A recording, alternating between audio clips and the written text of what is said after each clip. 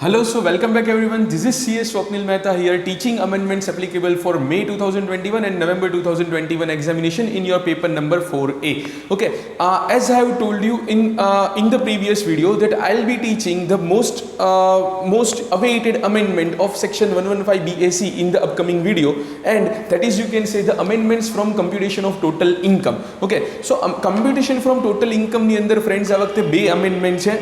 એક જે નાનકડું એવું અમેન્ડમેન્ટ કહી શકાય, સરચાર્જ વાળું છે.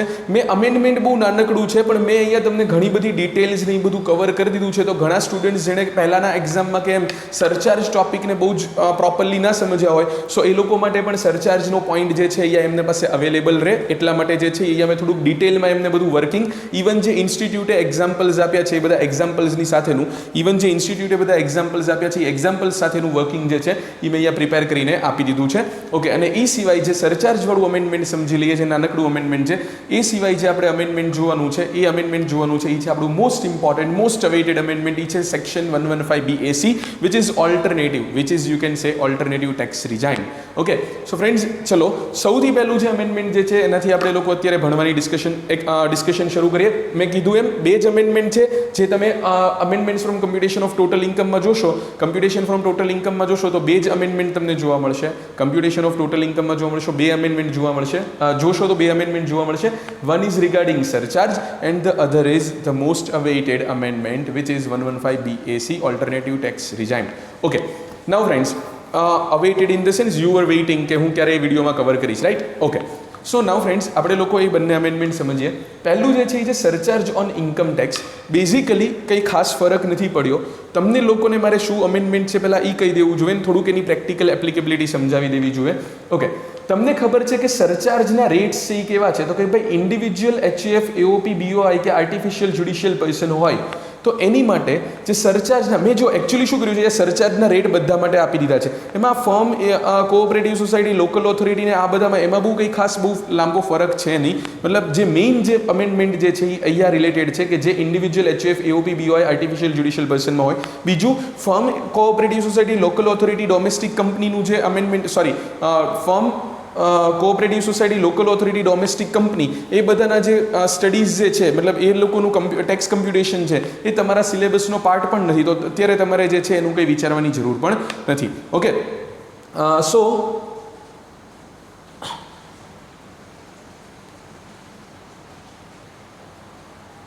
yes, we are starting up with amendments which are applicable for surcharge.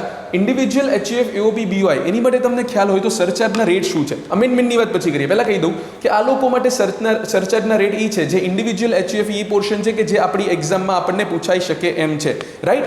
Okay, સો એમાં 0 થી 50 લાખ સુધી જો તમારી નેટ ઇન્કમ એકચ્યુઅલી વર્ડ જ ખોટો છે. The word should be what? The word should be total income. The word should be total income. પણ બહુ સારા ઓથર્સ ને એ બધા પોતાની બુકમાં આવો વર્ડ યુઝ કરે છે, તો મેં અત્યારે બસ આ અમેન્ડમેન્ટ શીટની અંદર એવો વર્ડ યુઝ કરેલો છે. બાકી the word should be total income. So તમારી ટોટલ ઇન્કમ છે એટલે કે after deducting the deductions available under section 80C to 80U, એ જે તમારી ટોટલ ઇન્કમ આવે છે, એ જે તમારી ટોટલ ઇન્કમ છે એ 0 થી 50 લાખ સુધી હોય તો કોઈ સરચાર્જ નથી લાગતો. 50 લાખથી 1 કરોડ હોય તો 10%, 1 કરોડથી 2 કરોડ હોય તો 50%, 2 કરોડથી 5 કરોડ હોય તો 25%, ને અબોવ 5 કરોડ હોય તો 37%, રાઈટ? હવે તમે સમજો, આ તો તમને ખબર જ હતી, પણ તમે જોશો ને તો 25% અને 37%ના બ્રેકેટમાં મેં એમ લખ્યું છે સી નોટ નંબર 1. હવે સમજાવું છું. પહેલાં તો બેઝિકલી એટલું સમજી લો કે આ જે છે આ તમારા સરચાર્જ માટેના સ્લેબ છે. ઓકે, તમે લોકોએ એવા सम्स પણ ગણ્યા છે, જે મારા સ્ટુડન્ટ્સ છે એમને મેં એવા સમ પણ ગણાવ્યા હશે કે જેની અંદર આવી રીતે સરચાર્જનું એવું કેલ્ક્યુલેશન કર્યું હશે. ઓકે, હવે અમેન્ડમેન્ટ શું છે અને શું વાત છે તો કે પહેલાં નોટ નંબર 1 સમજીએ. Let us go to note number 1. Yes, note number 1 એમ કે છે surcharge is 15% of income tax pertaining to dividend income and income which is chargeable under head 111A or 222A. તો ત્રણ ઇન્કમ છે. જો 111A અને 222A માં તો આ પોઈન્ટ આના પહેલાંના એટેમ્પમાં પણ હતો. મતલબ લાઈક અસેસમેન્ટ યર 2021ની અંદર પણ, પ્રીવિયસ યર 1920, અસેસમેન્ટ યર 2021ની અંદર પણ આ પોઈન્ટ એપ્લિકેબલ હતો જ કે ભાઈ 111A અને 112A એના પર સરચાર્જના હાયર રેટ્સ નથી લાગતા. મેક્સિમમ જે રેટ લાગે છે એ લાગે છે 15%. હવે આમાં એક નવી ઇન્કમ એડ થઈ ગઈ છે ડિવિડન્ડ. વી નો કે ડિવિડન્ડ જે છે આ વર્ષથી ટેક્સેબલ થયું છે. તો આ 3 ઇન્કમ 111A એટલે શું? તો કે short term capital gain on sale of securities on which STT is paid. આ બંને એકચ્યુઅલી શું છે? Sale of securities on which STT is pad.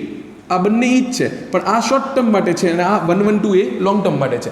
Okay, સો તમને ખબર છે આ સ્પેશિયલ રેટ ઇન્કમ છે, રાઈટ? 111A કેવી સ્પેશિયલ રેટ ઇન્કમ છે કે જેના પર 15% ટેક્સ લાગે.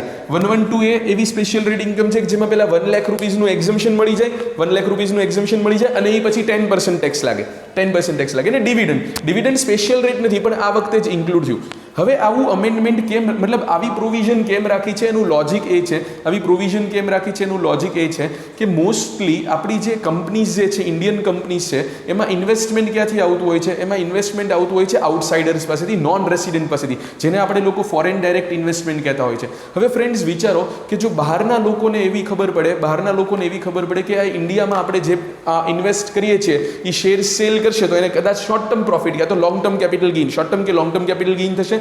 યસ, તો એ લોકોને શોર્ટ ટર્મ કે લોંગ ટર્મ કેપિટલ ગેઇન થાય અને એને એવું ખબર પડે કે ઇન્ડિયામાં તો 25%, 37%, 25%, 37% જેટલો સરચાર્જ લે છે, તો એ લોકો અહીંયા ઇન્વેસ્ટ કરતા પહેલા 100 વાર વિચારશે. Yes or no? યસ.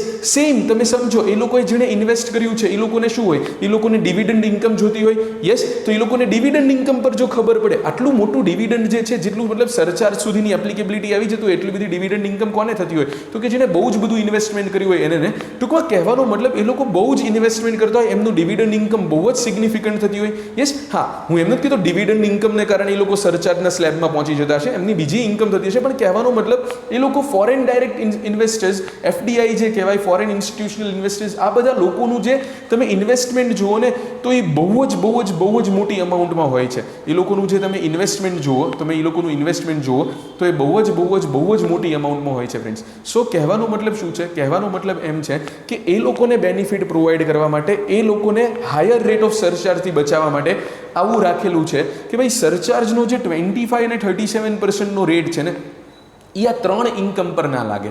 સરચાર્જનો જે 25 અને 37%નો જે રેટ છે એ આ 3 ઇન્કમ પર ના લાગે. કહેવાનો મતલબ શું? તો કે કહેવાનો મતલબ બાકી બધી ઇન્કમ પર 25-37% લાગશે. હમણાં એક્ઝામ્પલથી પણ તમને સમજાવું.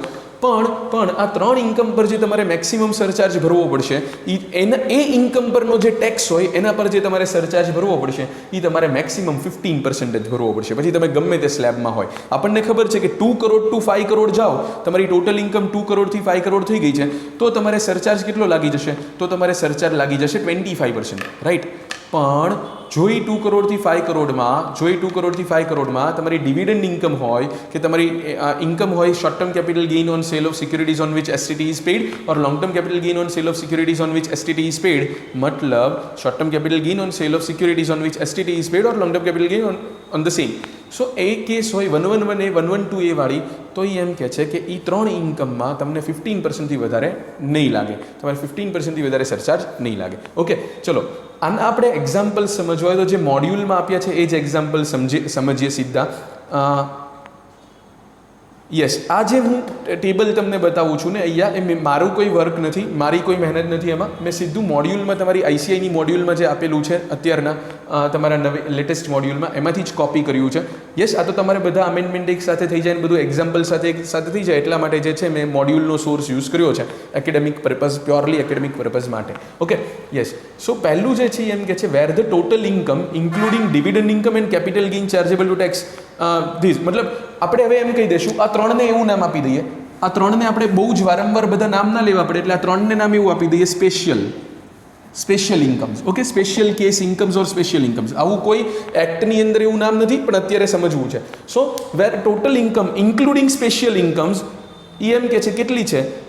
તો એમ કે છે it is greater than ₹50 lakh but less than or equal to ₹1 crore. તો 50 લાખથી વધારે છે but less than or equal to ₹1 crore છે. તો આપણે ભણીએ છીએ કોની માટે? ઇન્ડિવિજ્યુઅલ એચયુએફ માટે, રાઈટ? તો એ કહે છે રેટ ઓફ સરચાર્જ થશે, એ થશે 10%. રેટ ઓફ સરચાર્જ જે થાય છે એ કેટલો થશે? 10%. ઓકે, હવે જો એ તમને એક્ઝામ્પલ આપ્યું છે, એમ કીધું છે તમને એક્ઝામ્પલ 1, તમે બાજુમાં જુઓ તો કે છે dividend 10 lakh. Okay, dividend 10 lakh રૂપીઝનું, short term capital gain 111 A વાળો 20 lakh, long term capital gain 25 lakh and other income 40 lakh. તો તમે ટોટલ કરો 40 plus 25 plus 20 plus 10, so 40 plus 25 65 plus 20 85 plus 10 એટલે 95 લાખ થયું. યસ, જો તમને બાજુમાં કીધું છે. તો surcharge would levied at the rate of 10% of income tax computed on total income of 95 lakh. સમજો અત્યારે 10% 15%ના સ્લેબ સુધી 10% 15%ના સ્લેબ સુધી કોઈ પ્રોબ્લેમ જ નથી. એવું ના કહેતા સર તમે તો એમ કીધું ને કે ડિવિડન્ડ ઇન્કમ ને 111 એ 112 એ વાળી ઇન્કમ પર 15% સરચાર્જ લાગશે. અરે ભાઈ એ મેક્સિમમ 15% લાગશે એમ કહું છું. 25% 37% નહીં લાગે. જ્યાં 10% લાગતો હોય ત્યાં તો પછી 10% જ લાગશે. Clear or not? સો અહીંયા જે છે તમે 10%ના સ્લેબમાં છો તો 10% જ થશે. યસ, નેક્સ્ટ જોઈએ. નંબર 2 કહે છે where income including dividend income and capital gain chargeable to tax under section 111, મતલબ where income including special rate income એ 1 કરોડથી તો એક્સીડ થાય છે but it is less than or equal to 2 crore. મતલબ તમે કયા સ્લેબમાં છો? 15%. તો જે ઇન્કમ હોય અહીંયા તો 15% જ લાગવાનો છે સરચાર્જ. યસ ઓર નો? બધી ઇન્કમ પર 15%. કારણ કે જે સ્પેશિયલ ઇન્કમ્સ છે એ શું કહે છે? સ્પેશિયલ ઇન્કમ્સ એમ કહે છે કે મને 15%થી વધારે સરચાર્જ ના લાગવો જોઈએ. ઓકે, અને અહીંયા તો બાકીની ઇન્કમ એમ કહે છે કે અમને 15%થી વધારે સરચાર્જ ના લાગવો જોઈએ. તો કંઈ મહેનત કરવાની કોઈ અલગથી કંઈ સવાલ આવતો જ નથી. યસ, કંઈ બીજી કોઈ માથાકૂટ કરવાનો સવાલ અહીંયા આવતો નથી. બીજું કંઈ તમારે એક્સ્ટ્રા એફર્ટ્સ આપવાનો અહીંયા કોઈ સવાલ આવતો નથી. Yes, okay. Number 3, situation 3. હવે સમજો, એમ કે છે વેર ટોટલ ઇન્કમ. હવે અહીંયા એમ કે છે excluding dividend income and capital gain income chargeable to tax under section 111 A 112 એટલે excluding the special rate income exceeds 2 crore but less than or equal to 5 crore. તો કયો રેટ આવે? 25%. સમજો, બહુ ધ્યાનથી સમજો. હવે એણે તમને એક્ઝામ્પલ આપ્યું ને, એ એક્ઝામ્પલ પરથી આપણે સમજીએ. ચલો હું બોર્ડ પર એ એક્ઝામ્પલનું થોડુંક વર્કિંગ કરાવતો જાઉં છું સાથે સાથે. શું કીધું છે બહુ ધ્યાનથી સમજો. એમ કે છે તમારી ડિવિડન્ડ ઇન્કમ એ થઈ 60 lakhs. ઓકે, તમારી 111A વાળી ઇન્કમ જે થઈ એ થઈ 54 lakhs. ઓકે, તમારી જે 112A વાળી ઇન્કમ થઈ એ થઈ છે 55 lakhs. ઓકે, હવે આનો ટોટલ કરી લઈએ. કેમ આનો ટોટલ કરાવું છું પછી કહું, પણ અત્યારે આનો ટોટલ કરીએ 60 પ્લસ 54 પ્લસ 55 તો એ થયું 169 lakhs. ટૂંકમાં 1.69 કરોડ થયું. ઓકે, અધર ઇન્કમ 3 કરોડ. અધર ઇન્કમ 3 CR. ઓકે, અધર ઇન્કમ જો 3 CR છે, અધર ઇન્કમ જો 3 CR છે તો પહેલાં આ અધર ઇન્કમ પર ફોકસ કરીને એમ કહો કે કયા સ્લેબમાં આવે. તો કે સર આ તો 2 કરોડથી વધી ગયું પણ ગ્રેટર દેન 2 કરોડ થઈ ગયું છે, પણ જે ઇન્કમ છે એ પણ sir it is less than or equal to 5 crore. So અહીંયા સ્લેબ લાગશે 25% વાળો. પણ યસ, દેટ ઇઝ કરેક્ટ, 25% લાગશે. પણ તમારે જે તમારું ટેક્સ કમ્પ્યુટેશન હશે ને એ થોડુંક અલગથી કરવાનું. કેવી રીતે? તો કે સમજો, આ 3 કરોડવાળું જે છે, આ 3 કરોડવાળું જે છે એના પર 25% લાગે, પણ આપણે આ જે સ્પેશિયલ કેસ છે એના પર તો ખાલી કેટલું લાગે? 15%. એટલે જુઓ, તમને ત્યાં એમ કીધું છે surcharge at 15% would be levied on income tax on dividend income 60 lakh, STCG 54 lakh and LTCG 55 lakh. અને નીચે કીધું છે surcharge of 25% would be leviable on income computed on income tax computed on other income of 3 crore which is included in the total income. Yes, આપણે ત્યાં જ રહીએ, આ page પર જ રહીએ. યસ, હવે સમજો, તમને આવા વર્કિંગ આપ્યા છે, આવા એક્ઝામ્પલ્સ આપ્યા છે, ઘણા બધા ઓથર્સે આના રિલેટેડ કીધું છે, પણ કોઈએ તમને પ્રોપર કમ્પ્યુટેશન કેવી રીતે કરવું એ શીખવાડ્યું નથી. સો હું શું ઈચ્છું છું કે તમે આ વિડીયો જુઓ. આ તો તમારી પાસે અવેલેબલ છે જ તે, તો આ વિડીયો જુઓ તો તમે એકચ્યુઅલી તમારી સમ સોલ્વ કરવામાં શું તમારે ધ્યાન રાખવાનું છે એ તમે સમજો. અહીંયા ધ્યાન. હવે જો સરચાર્જ સુધી જો મેટર ગઈ છે ને, સરચાર્જ સુધી જો મેટર ગઈ છે તો એવું જ હશે કે અધર ઇન્કમ સ્લેબ રેટની ઉપર તો હશે જ. ઓકે, એટલે તમને હું જે શીખવાડું છું એ વેમાં તમારે કેલ્ક્યુલેશન કરવાનું છે. કેવી રીતે? તમારે ટેક્સ કેલ્ક્યુલેટ કરવાનો હોય. તમે સમજો, ટેક્સ ઉપર સરચાર્જ લાગે છે, સીધો ઇન્કમ ઉપર સરચાર્જ નથી લાગતો. એટલે તમારે પહેલાં ટેક્સ ગણવો પડશે અને એની ઉપર સરચાર્જ ગણવો પડશે. તો કેવી રીતે કરશો સમજવાનું. અહીંયા જુઓ, તમારી ટોટલ ઇન્કમ કેટલી થઈ. તમારે એસએસસીની તમે ટોટલ ઇન્કમ જુઓ તો કેટલી થાય. હું આ એક્ઝામ્પલ 3 માટે વર્કિંગ કરાવું છું. તમે ટોટલ ઇન્કમ જોશો તમારા એસએસસીની તો કેટલી થાય છે? તો કે સર એ થાય છે 60 પ્લસ 54 પ્લસ 55 પ્લસ 300, સો 469, એટલે 4 crore 69 lakhs. Okay, 4,69 lakhs. Okay, હવે આમાંથી તમારે સેગ્રીગેટ કરી દેવાનું. એક તમારે રાખવાનું 3 કરોડ, એક સાઈડ મૂકી દેવાનું 3 કરોડ. હવે ઓબ્વિયસલી ઇન્ડિવિજ્યુઅલ HUF હશે એટલે ગમે તેટલો પૈસાવાળો હોય ઇન્ડિવિજ્યુઅલ HUF 2,50,000નો બેનિફિટ તો લેશે જ. યસ, એટલે આના પર તમારે જે ટેક્સ ગણવાનો એ એવી રીતે ગણવાનો આ 3 કરોડ પર. આઈ નો ડિવિડન્ડ પણ એવી જ ઇન્કમ છે કે જે સ્લેબમાં જાય. આઈ નો ડિવિડન્ડ સ્પેશિયલ રેટ ઇન્કમ નથી, અને જનરલી આપણે આવી રીતે ટેક્સ ગણવામાં ખાલી સ્પેશિયલ રેટ ઇન્કમ હોય ને એને જ અલગ કરીએ છીએ, પણ સરચાર્જનો રેટ અલગ છે ને, એટલે આ વખતે ડિવિડન્ડને અલગ કરી દેવાનું. ઓકે, તો આ 3 કરોડ અહીંયા રાખવાના. પછી તમારે મૂકવાનું 111A, 112A અને ડિવિડન્ડ. ઓબ્વિયસલી તમે આ ડિવિડન્ડને અહીંયા પહેલાં લખો તોય મને કંઈ પ્રોબ્લેમ નથી. ઓકે, વધારે બેટર સારું પ્રેઝન્ટેશન એ જ કહેવાશે કે જો તમે પહેલાં ડિવિડન્ડને લખો, બીકોઝ એ પણ એક સ્લેબ રેટની ઇન્કમ છે. સો ડિવિડન્ડ 111A અને 112A. તમારે શું કરવું પડશે એક્ઝામમાં, મતલબ આવું આવ્યું તો આને આપણે હવે નોર્મલ ઇન્કમ એવું કંઈ આપણે નામ પાડવું. આ તમારું વર્કિંગ નોટ છે, બરાબર ને, જે તમે ટેક્સ ગણતા હોય. મેઇન આન્સરમાં તો સીધું તમારે મૂકી જ દેવાનું કે ભાઈ ઇન્કમ ટેક્સ આટલો છે. હવે આ 3 કરોડ પર તમારે ઇન્કમ ટેક્સ ગણવાનો. ઇન્કમ ટેક્સ કેવી રીતે ગણશો તો કે ભાઈ up to 2.5 lakh nil, 2.5 lakh to 5 lakh, 5% એટલે 12,500 આવશે. ઓકે, 5 લાખ ટુ 10 લાખ 20% એટલે એ આવ્યા 1 લાખ, અને 10 lakh to 3 crore 10 lakh to 3 CR આ કેટલું થયું તો કે 2.9 કરોડ, એના પર 30% એટલે 2,90 lakhs પર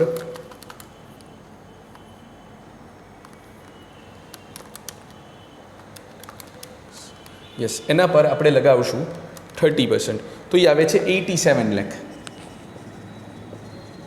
ઓકે, સો આ જે છે 87 + 1 88 લાખ 12,500. ઓકે, હવે ડિવિડન્ડ જે છે એ કેટલું છે તો કે ડિવિડન્ડ જે છે એ છે તમારું 60 lakhs. હવે તમે સમજો ઓલરેડી તમે સ્લેબ યુઝ કરી લીધો છે, આના માટે ફરી સ્લેબ ના યુઝ થાય, ઇન્ડિવિજ્યુઅલને એક જ વાર સ્લેબ મળે, એટલે સીધું આ ડિવિડન્ડ જે છે એ સ્લેબમાં તમે કયા રેટમાં આવો છો, તમે આવો છો 30% વાળા રેટમાં. યસ, તો આના પર બીજા લાગી જશે તમારે 30% જે ઇન્કમ ટેક્સ. તો 60 લાખના 30%, સો એ થયા છે 18 lakhs, એટલે 18 lakhs એ આવ્યો ટેક્સ. ક્લિયર? 111A વાળી ઇન્કમ કેટલી છે? I am using the different colour pen because એ સ્પેશિયલ રેટ છે ને, આમ પણ અહીંયા થોડું બોર્ડને જે અવેલેબલ સ્પેસ છે એનું યુટિલાઇઝેશન થઈ શકે. યસ, તો હું અલગ કલરની પેનથી લખું છું તો બોર્ડનો અવેલેબલ સ્પેસનું યુટિલાઇઝેશન થઈ શકે. યસ, 111A વાળી ઇન્કમ છે 54 lakhs. આના પર 15% ટેક્સ થાય, તો 54 lakhs એના 15%, સો 8,10,000. ઓકે, અને 112A વાળી ઇન્કમ કેટલી છે તો એ છે 55 lakhs. અઝ્યુમિંગ કે આ એક્ઝમ્પશન લઈ લીધેલી ઇન્કમ છે, એટલે 1 લાખનું એક્ઝમ્પશન લઈ લીધું છે બિકોઝ આપણે એને ટોટલ ઇન્કમમાં જ સીધી મૂકી છે, એટલે એકચ્યુઅલી 56 લાખ હશે, એમાંથી 1 લાખ જે એક્ઝમ્પ્ટ થાય એ લઈ લીધું હશે, અને આના પર 10% આપણે કેલ્ક્યુલેટ કરવાના, તો 5,50,000. Okay, yes, 5,50,000. સમજો હવે જે છે તમારો ઇન્કમ ટેક્સ આવી ગયો, અહીંયા આવ્યો 88,12,500, અહીંયા 18,08,10,000, 5,50,000. હવે વારી આવી સરચાર્જ લગાવવાની. તો સરચાર્જ જે છે, હવે આવી રીતે તમે વર્કિંગ કર્યું છે ને તો જ તમે શું કરી શકશો કે આના પર જે સરચાર્જ લાગે એ લાગશે at the rate of 25%. Yes, so 88,12,500 plus 25%, મતલબ ઇન્ટુ 25%,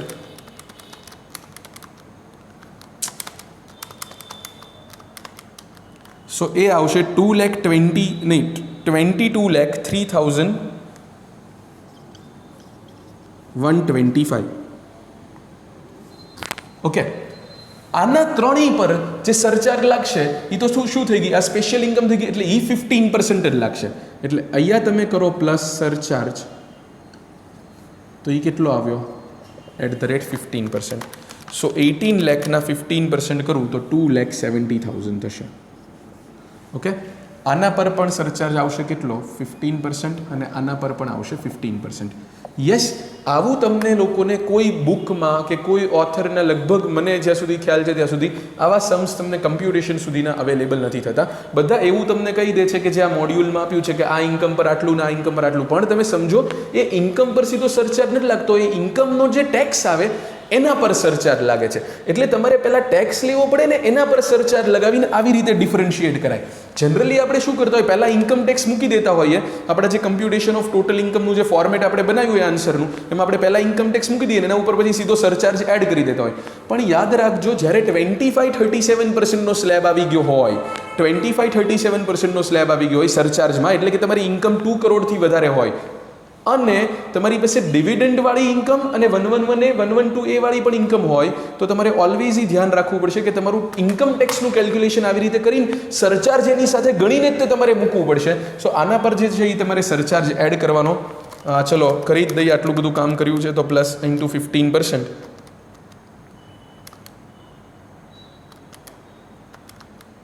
સો 1,21,000 1,21,500 અને અગેન અહીંયા પ્લસ 15%. સો 5,50,000 એના 15% 82,500. ઓકે, સો ચલો આનો ટોટલ કરીએ. 88,12,500 પ્લસ 22,03,125. સો 1,10,15,625 આવ્યું ઇન્ક્લુડિંગ સરચાર્જ. હજી આ 18 lakh plus 2,70,000, so 20,70,000, 8,10,000 plus 121,500, so 931,500, 5,50,000 plus 82,500, so 632,500. Okay, this is it. અને આ બધાનો ટોટલ કરીને તમારે છેલ્લે જે તમારું વર્કિંગ કરતા હોય ત્યાં એમ જ મૂકવાનું ઇન્કમ ટેક્સ ઇન્ક્લુડિંગ સરચાર્જ, અને એના પર 4% ભૂલવાનું નહીં, એના પર 4% ભૂલવાનું નહીં. શું લાગશે? HEC, health and education cess. Clear? If you want to copy this please do it. Okay, please copy this. તમારે આવી રીતે વર્કિંગ જે છે કોપી કરવું હોય તો કરો. હવે 30% વાળા સ્લેબ માટે હું અલગથી આવું તમને કરાવતો નથી. હજી એક પોઈન્ટ જે સરચાર્જમાં જે છે એ સમજવાનો આવી રીતે આપણે બાકી છે. ઓકે, યસ, ચલો આપણે નીચે આવીએ. તમારે આવું કોપી કરવું હોય તો તમે આવું કોપી કરી શકો છો, રાઈટ? હવે આપણે નીચે આવીએ છીએ 4th પોઈન્ટ પર, કે જેમાં એવું કીધું છે કે where total income excluding special income exceeds 5 crore, તો રેટ કેટલો લાગશે? 37%. ઓકે, હવે સમજો. એક્ઝામ્પલ 4માં એવું કીધું છે કે dividend income 60 lakh, STCG 50 lakh, LTCG 65 અને અધર ઇન્કમ 6 કરોડ. તો જે અધર ઇન્કમ છે 6 કરોડ, એના ઉપર જે ઇન્કમ ટેક્સ આવે આવી રીતે કેલ્ક્યુલેટ કરીને એના પર સરચાર્જ લગાવવાનો 37%. પણ જે ડિવિડન્ડ એસટીસીજી એલટીસીજીનો તમે જે ટેક્સ ગણો એના પર જે સરચાર્જ આવશે એ કેટલો આવશે? ડિવિડન્ડ એલટીસીજી એસટીસીજી જે તમે કરશો, ડિવિડન્ડ એલટીસીજી એસટીસીજી કરશો, એના પર જે સરચાર્જ આવશે એ 15% જ આવશે. Clear or not? Yes. So this is what is important. એનું હવે આવી રીતે હું કેલ્ક્યુલેશન કરતો નથી. હવે એક પોઈન્ટ બાકી રહ્યો કે જે ડાઉટ થાય સ્ટુડન્ટને, કે જે મારે સમજાવવો પડે પહેલાં. અહીંયા ધ્યાન, પહેલાં ઇન ધ સેન્સ અત્યારે છે. હવે નેક્સ્ટ પોઈન્ટ તરફ જતા પહેલાં, બીકોઝ નેક્સ્ટ પોઈન્ટ એ જ છે. વેઇટ.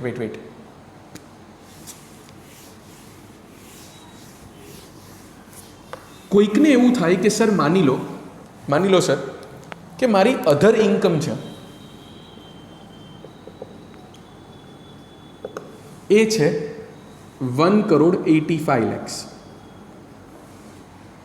અને સર મારી ડિવિડન્ડ ને એલટીસીજી એસટીસીજી એ વાળી જે બધી ઇન્કમ છે એ બધી ઇન્કમ એટલે સ્પેશિયલ રેટ ઇન્કમ, આપણે જેને special income, sorry not special rate, અત્યારે સરચાર્જ પૂરતું જે સ્પેશિયલ ઇન્કમ કીધી જે ડિવિડન્ડ એલટીસીજી એસટીસીજી છે, તો કે સર એ મારી જે ઇન્કમ છે ને, જે સ્પેશિયલ ઇન્કમ છે એ થઈ 20 લાખ. એટલે સર મારી ટોટલ ઇન્કમ થઈ ગઈ 2,05 લાખ. હવે સર ઇન્કમ ટેક્સ એવું કહે છે કે તમારી ટોટલ ઇન્કમ 2 કરોડને એક્સીડ થઈ જતી હોય, ટોટલ ઇન્કમ 2 કરોડને એક્સીડ થઈ જતી હોય અને 5 કરોડ સુધી હોય, તો તમારી જે નોર્મલ વાળી ઇન્કમ છે એના પર તો કેટલો સરચાર્જ લાગશે? 25%. અને આ તો ઇન્કમ સ્પેશિયલ વાળી છે તો એના પર તો 15% જ લાગે. હવે કોઈક માણસ એમ કહે છે કે સર તમે વિચારો આ 15% વાળી ઇન્કમને કારણે જ આ અધર ઇન્કમને 25% જતી રહી. બિકોઝ જો આ ઇન્કમ ના હોત તો આ 1,85 lakhs હોત તો એના પર પણ સરચાર્જ કેટલો લાગે? 15% જ લાગે. પણ બિકોઝ સર આવી સ્પેશિયલ ઇન્કમ એડ થઈ એટલા માટે જે છે સ્પેશિયલ ઇન્કમ એડ થઈ એટલા માટે જે છે મારે સરચાર્જનો સ્લેબ જે છે એ અધર ઇન્કમ માટે બદલાઈ ગયો. બિકોઝ એક્ટના વર્ડ તો શું છે કે તમારે સરચાર્જનો સ્લેબ નક્કી કરવા માટે શું કરવાનું? Total income. તો સર ટોટલ ઇન્કમ તો ઇન્ક્લુડિંગ ધીસ હોય, તો જે ટોટલ ઇન્કમ એક્ટ ડિફાઇન જેને કરે છે એ તો આવી 2,05 lakh. તો જસ્ટ બિકોઝ આ સ્લેબ વધી ગયો એટલા માટે સર મારે 1,85 lakhs એના માટે થઈને સર મારે 1,85 lakhs વાળી ઇન્કમ પર પણ શું મારે 25% ભરવાનો? તો ઇન્કમ ટેક્સ તમારી વાત સમજી ગયા કે જે ડાઉટ છે એ સમજી ગયું. એટલે ઇન્કમ ટેક્સ એવું કહી દીધું, ક્લેરિફિકેશન આપી દીધું કે ભાઈ જો આવી સ્પેશિયલ ઇન્કમને કારણે જ તમે નેક્સ્ટ સ્લેબમાં જતા હોય, સ્પેશિયલ ઇન્કમને કારણે જ તમારો સ્લેબ બદલાઈ જતો હોય તો નહીં બદલતા તમારે તમારો સ્લેબ તો તમે આ ઇન્કમ પર પણ તમે કેવી રીતે ટેક્સ ભરજો? 15% જ, સોરી સરચાર્જ કેટલો ભરજો? 15%. Clear? So that is what it has been clarified. ટૂંકમાં કહેવાનો મતલબ એમ છે તમારે કયા સ્લેબમાં સરચાર્જ ફોલ થશે, કયા સ્લેબમાં સરચાર્જ ફોલ થશે એ ડિસાઇડ કરવા માટે તમારે આ અધર ઇન્કમ જ કન્સિડર કરવાની. હું જો એક થંબ રૂલ બનાવી દઉં ને કોઈ સ્ટુડન્ટ્સને ડાઉટ રહેતો હોય તો તમારે કયા સ્લેબમાં આપણે સરચાર્જમાં ફોલ થશું, ઇવન સરચાર્જમાં ફોલ થશું કે નહીં એ ડિસાઇડ કરવા માટે તમારે આ જોવાનું નહીં. બેઝિકલી સરચાર્જમાં ફોલ થશું કે નહીં એની માટે નહીં, બિકોઝ આ ઇન્કમનો ટોટલ કરીને જો વધી જતી હોય તો સરચાર્જમાં તો તમે 50 lakhથી વધી જતા હોય તમારે સરચાર્જ તો લાગશે. યસ, પણ કયો રેટ લાગશે? 15%, 25% કે 35%? સોરી 37%. તો એ 15, 25 અને 37 કન્સિડર કરવા માટે કે કયો રેટ લાગશે 15, 25 કે 37 આ અધર ઇન્કમ પર, તો એની માટે તમારે ખાલી અધર ઇન્કમ જ કન્સિડર કરવાની. સમજ પડી છે? થંબ રૂલ એવો છે, સમજજો. સરચાર્જ એપ્લિકેબલ છે કે નહીં એટલે પહેલો જે બેઝિક 10% લાગે છે કે નથી લાગતો એની માટે તમારે બધી ઇન્કમ કરવાની કે 50 lakhથી વધી જતો હોય તો લાગે જ છે ને, તો બધા પર 10% થાય જ છે. બીજું શું કીધું મેં? ઇવન તમારે 15% લાગે છે કે નહીં, 15% લાગે છે કે નહીં એની માટે તમારે બધું ટોટલ કરવાનું કે 1 કરોડથી વધારે 2 કરોડ સુધી, તો એ માટે તમે ટોટલ કન્સિડર કરો. પણ 25% લાગે છે કે નહીં એની માટે તમારે ખાલી અધર ઇન્કમ જોવાની. 37% લાગે છે કે નહીં એની માટે ખાલી અધર ઇન્કમ જ જોવાની. ક્લિયર? એ અધર ઇન્કમ ઇટસેલ્ફ 2 કરોડથી 5 કરોડ હોય, અધર ઇન્કમ ઇટસેલ્ફ 2 કરોડથી 5 કરોડ હોય તો 25% એના પર સરચાર્જ લાગશે. અધર ઇન્કમ ઇટસેલ્ફ 5 કરોડથી વધારે હોય તો એના પર 37% લાગશે. Clear or not? પણ બિકોઝ આ સ્પેશિયલ ઇન્કમ એ અધર ઇન્કમ જે છે એ 25 વાળા સ્લેબમાં કે 37 વાળા સ્લેબમાં પહોંચી જતી હોય તો કે ના તો એવું તમારે કરવાનું નથી. તો એ અધર ઇન્કમને જે માની લો એટલી જ એ હોત, એ ઇન્કમ જ એટલી હોત તો કેટલો સરચાર્જ લાગત? આ જ ઇન્કમ હોત, સ્પેશિયલ રેટ ના હોત તો કે તો 15% જ લાગે સર. તો યસ, તો પછી એવું અઝ્યુમ કરીને કે એઝિફા નથી એ પ્રમાણે કયો રેટ લાગે એવો તમને બેનિફિટ આપે છે ગવર્મેન્ટ, કે તો પછી જે છે એ તમારે એટલો એ જ ઇન્કમવાળો સ્લેબ જે છે એ તમારે કન્સિડર કરવો પડશે. એ જ ઇન્કમવાળો જે સ્લેબ હોય એ તમારે કન્સિડર કરવો પડશે. Clear or not friends? Yes. So તમારે કયો સ્લેબ અહીંયા કન્સિડર કરવાનો છે? આ કેસમાં 15% વાળો સ્લેબ. આ કેસમાં તમે કયો સ્લેબ કન્સિડર કરશો? 15% વાળો. કારણ કે અધર ઇન્કમને એક્સક્લુડ કરી દઈએ તો 1 કરોડથી 2 કરોડની વચ્ચે જ છે. બિકોઝ અધર ઇન્કમને કારણે જો અધર ઇન્કમ ખુદ તો 25-37% લેતી નથી અને બીજાને 25-37% લેવડાવી લે, એવું ના કરાય ને. Yes, that is the logic. એટલું યાદ રાખજો, આવું લોજિક યાદ રાખી લેજો કે જે અધર ઇન્કમ ખુદ 25-37માં નથી જતી તો જસ્ટ બિકોઝ એને કારણે કોઈને 25-37 થઈ જતું હોય 25% કે 37% સરચાર્જ લાગતો એવું ના થવું જોઈએ. Clear friends? યસ. સો એટલા માટે આ એક્ઝામ્પલનો આન્સર એમ રહેશે કે બંનેને 15% જ સરચાર્જ લાગે. એટલે ટૂંકમાં કહેવાનો મતલબ 15% જ લાગે છે તો બેઝિક તમારો ઇન્કમ ટેક્સ જેમ ગણતા હોય એમ એકલો ઇન્કમ ટેક્સ ગણી લો બધી સ્લેબ રેટ ને સ્પેશિયલ રેટને કન્સિડર કરીને, અને એ જે તમે તમારો ઇન્કમ ટેક્સ જે છે બેઝિકલી ગણ્યો જે ઇન્કમ ટેક્સ ગણ્યો એના પર સીધો 15% સરચાર્જ એડ કરી દો. Yes, this is what is given in point number 5.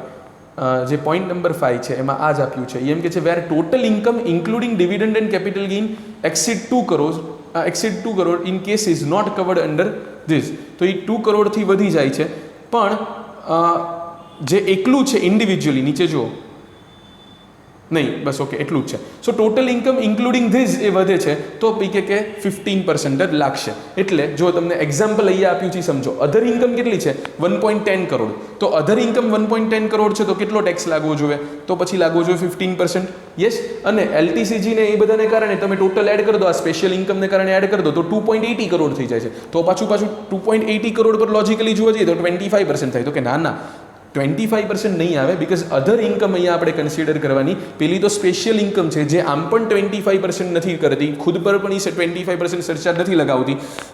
એની એ જ ઇન્કમનો જે ટેક્સ આવે એના પર પણ એ ઇન્કમનો જે ટેક્સ આવે એના પર પણ 25% ટેક્સ નથી લાગતો, સરચાર્જ નથી લાગતો. તો એને કારણે બીજા પર કેમ 25% સરચાર્જ લાગે? યસ. તો અહીંયા બધા પર 15% જ લાગશે. ક્લિયર? યસ. હોપફુલી તમને લોકોને આ સમજાઈ ગયું છે ફ્રેન્ડ્સ, આટલી અન્ડરસ્ટેન્ડિંગ આવી ગઈ હશે. અને આ હતું મેઇન સરચાર્જવાળું અમેન્ડમેન્ટ. ક્લિયર? ઓકે. નેક્સ્ટ આપણું જે મોસ્ટ અવેઇટેડ અમેન્ડમેન્ટ છે એના પર આપણે લોકો આગળ વધીએ છીએ, which is alternative tax regime section 115BAC. Okay. કંઈ પણ સમજાવતા પહેલાં, કંઈ પણ આનું અંદરથી બુકમાંથી આમાંથી સમજાવતા પહેલાં મારે તમને લોકોને એના લોજિક્સ કહી દેવા જોઈએ કે આ અમેન્ડમેન્ટ મતલબ શું છે, કેમ આવ્યું છે, what is the logic behind it. Okay. ઘણા લોકો એવા હોય છે, ઘણા SSC એવા હોય છે કે જેને બેઝિકલી કોઈ ડિડક્શન્સ ને એવું બધું, એક્ઝમ્પશન્સ ને એવું બધું મળતું હોતું નથી. ઓકે. એ અસેસી જે છે એ લોકોનું એવું કેવું છે કે ઇન્કમ ટેક્સે એક એવું વાર્તા કરી, ઇન્કમ ટેક્સે એક એવું લોજિક એક વખત બતાવ્યું કે તમારી ઇન્કમ જે છે ને, તમારી ઇન્કમ જે છે એ આમ 7-8 લાખ રૂપિયા સુધી થાય ને તો તમારે કોઈ ટેક્સ જ નથી ભરવો પડતો. તો બધા કે કેમ એવું? તો કે જુઓ તમે કે 5 લાખ સુધી તમારી જો ઇન્કમ હોય છે, 5 લાખ સુધી જો તમારી ઇન્કમ હોય છે તો આમ તો તમે જો તમારી ટોટલ ઇન્કમ 5 લાખ સુધી હોય છે તો રિબેટ કન્સિડર કરીને ટેક્સ પેએબલ 0 આવી જાય. તો કે ઓકે. તો કે તમે માની લો તમે આજે 8 લાખ રૂપિયા કમાયા, તો કે કમાયા, તો કે એમાંથી તમે એવું કરો કે તમે તમારું હાઉસિંગ લોનનું ઇન્ટરેસ્ટ ભરી દો અને 1,50,000 માની લો 2 લાખ સુધી એલાવ થાય છે, 1,50,000 એ લીધું, તો કે લઈ લીધું. ચલો બીજું, તો કે તમે ATCમાં ઇન્વેસ્ટ કરી દો, ATC ટુ ATUમાં નામ તેમને 1,50,000 એ લઈ લો, તો કે ઓકે લઈ લીધું. તો કે જુઓ તમને 3 લાખનું તો તમને શું મળી ગયું? તમારી ઇન્કમમાંથી કે એક્ઝમ્પશન મળી ગયું, ડિડક્શન મળી ગયું, એટલે કે તમારી ટોટલ ઇન્કમ 5 લાખ આવી ગઈ અને 5 લાખ પર તો કોઈ ટેક્સ નથી લાગતો. એટલે કે સમજાણું, 8 લાખ સુધી કમાવું કોઈ તમારે ટેક્સ નહીં ભરવો પડે, આવું ટેક્સ સ્ટ્રક્ચર ક્યાં હોય? સાચી વાત છે. લોજિકલી બધા લોકોએ અગ્રી કર્યું કે આવું ટેક્સ સ્ટ્રક્ચર જે છે એ કે સાચી વાત, 8 લાખ સુધી કોઈ ઇન્કમ નહીં, કોઈ ટેક્સ નહીં. Yes, that is correct. 8 lakh સુધી કોઈ ટેક્સ નહીં. ગ્રેજ્યુઅલી રિયલાઇઝ થયું કે યાર સાચે બધા એવા હોય છે કે જે હાઉસિંગ લોનનું ઇન્ટરેસ્ટ 1.5 લાખ રૂપિયા 2 લાખ રૂપિયા ભરતા હશે? તો કે ના. શું બધા એવા હશે જ કે જે ATC ટુ ATUની અંદર 1.5-2 લાખનું ડિડક્શન લઈ લેતા હશે? તો કે ના. તો કે યાર મને કહીએ કે ઘણા લોકોએ વિચાર્યું કે અમે એવા છીએ જ નહીં, અમે કે 6 લાખ રૂપિયા કમાઈએ છીએ અને તકલીફ કેવી પડે છે બીકોઝ હું 5,50,000 ચલો ને એમ માનો 5,50,000 કમાઉં છું ને એને કારણે મને રિબેટનો બેનિફિટ મળતો જ નથી. અને હું 250 to 5 લાખમાં 250 to 5 લાખની અંદર 5% ભરું 12,500 અને ઉપરના 50,000 પર સીધું હું 20% ભરી દઉં. તો કે યાર this is not fair. Just because હું કોઈ ડિડક્શન કે ક્લેમ નથી કરી રહ્યો, જસ્ટ બિકોઝ બીજા જેવા મને એક્ઝમ્પશન નથી મળી રહ્યા, તો એ કે મારે વધારે ટેક્સ ભરવાનો? અરે યાર હાઉસિંગ લોન ના હોય તો એ તે હાઉસિંગ લોન ઊભી કરું ને એના પર ઇન્ટરેસ્ટ ભરું, કારણ કે 24B મને ડિડક્શન મળે એટલે ખાસ કોઈક બેંકને લોન પર બેંક પાસે લોન લઈને ઇન્ટરેસ્ટ ભરું? તો કે ના એવું તો ના કરાય. યસ. તો ગવર્મેન્ટે એમ કીધું ઠીક છે, તમારી આવી ફરિયાદ છે કે તમે એક્ઝમ્પશન નથી લેતા, ડિડક્શન નથી લેતા અને તોય તમારે વધારે રેટથી ટેક્સ ભરવો પડે છે, તો કે અમે તમારી ફરિયાદ દૂર કરી દઈએ. અસેસી કે વેરી ગુડ. કેવી રીતે? તો કે અમે જે છે એક સ્કીમ આપીએ છીએ એક સ્કીમ. બહુ ધ્યાનથી કે એ સ્કીમ તમે સમજી લેજો. એ સ્કીમ તમે જો એક્સેપ્ટ કરો છો ને, સમજો ગવર્મેન્ટે આપી એક સ્કીમ કે જો એ સ્કીમ તમે એક્સેપ્ટ કરો છો તો તમારા જે રેટ્સ છે એ બદલાઈ જશે.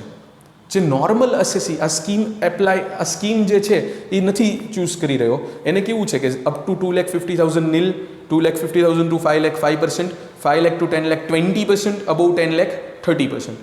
તો કે તમારે એ નહીં, તમારી માટે આવા કંઈક રેટ્સ લાગશે જે હમણાં બતાવું તમને, જે ઓછા છે, કમ્પેરેટિવલી ઓછા છે. ઓકે, પેલો કે yes I am listening, give me the scheme, tell me something about the scheme. તો કે જો અમે તમને આ સ્કીમ કેમ આપી? કારણ કે તમે એવી ફરિયાદ કરવા આવ્યા હતા ને અમારી પાસે કે અમે કંઈ આવા એક્ઝમ્પશન લેતા નથી, અમે ડિડક્શન નથી લેતા. તો કે હા સાચી વાત છે.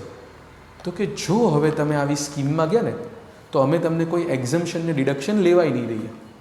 તમારે જે અમુક અમે સ્પેસિફાઈ કરીએ છીએ એક્ઝમ્પશન, અને મોટા ભાગના 1-2 ને છોડીને મોટા ભાગના જે 80C to 80U વાળા આવે એ ડિડક્શન્સ તમારે નહીં ક્લેમ કરવાના.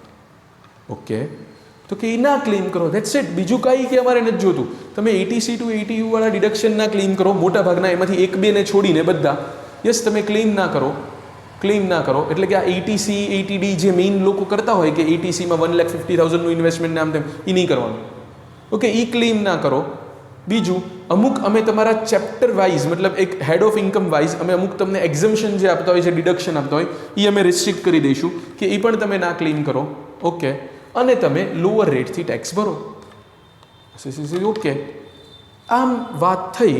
અને મતલબ assessor is okay in the sense assessor now has to decide what he has to do. Assessor now has to decide what he has to do, what he wants to do. એને જે old રિજાઇમ છે એ continue કરવી છે કે alternate tax રિજાઇમની અંદર જવું છે. Sir એવું કંઈ હોય કે ઓલ્ટરનેટ ટેક્સ રિજાઇમની અંદર આવ્યા પછી આ જ કરવું પડે, પછી ફોલો બીજું ના કરવું પડે, બધા આન્સર પછી. ઓકે સર, આ ઓલ્ટરનેટ ટેક્સ રિજાઇમમાં જવું હોય તો કેવી રીતે ડિસાઇડ થશે, કેવી રીતે નક્કી કરવાનું કે કોઈ એસએસસીને ઓલ્ટરનેટ ટેક્સ રિજાઇમ બેનિફિશિયલ છે કે નથી, આમને તેમ. સર એ આપણે કેમ ડિસાઇડ કરીએ? સર એ આપણે કેમ ડિસાઇડ કરીએ કે કોઈ એસએસસીને ઓલ્ટરનેટ ટેક્સ રિજાઇમ બેનિફિશિયલ છે કે નથી? કોઈ એસએસસી જે છે એ ઓલ્ટરનેટ ટેક્સ રિજાઇમમાં લેશે કે નોર્મલ સ્કીમની અંદર જશે, એ કેમ આપણે ડિસાઇડ કરીએ? આ બધું છે એના જવાબ આપીશ હું હમણાં 2 મિનિટ 5 મિનિટ રહીને. પહેલાં જે છે એ શું છે, એ સ્કીમ કે કેટલો રેટમાં તમને બેનિફિટ કરી આપે છે એ જોઈએ. તમારા જે બધા ક્વેશ્ચનના આન્સર છે, જે આન્સર છે કે કયા, તો કે સર ઓલ્ટરનેટ ટેક્સ રિજાઇમમાં હું જઉં છું, તો મારે હંમેશા એ જ ફોલો કરવું પડે, મતલબ લાઈક મારી પાસે કંઈ સ્કોપ છે કે હું વર્ષે ચેન્જ કરી શકું કે નહીં, વોટ એવર. બીજું, કેવી રીતે એસએસસી ડિસાઇડ કરે કે ઓલ્ટરનેટ ટેક્સ રિજાઇમ લેવી કે નહીં, એ બધાના ક્વેશ્ચન્સના આન્સર પછી આપું છું. પહેલાં શું છે ઓલ્ટરનેટ ટેક્સ રિજાઇમ, સમજો ધ્યાનથી.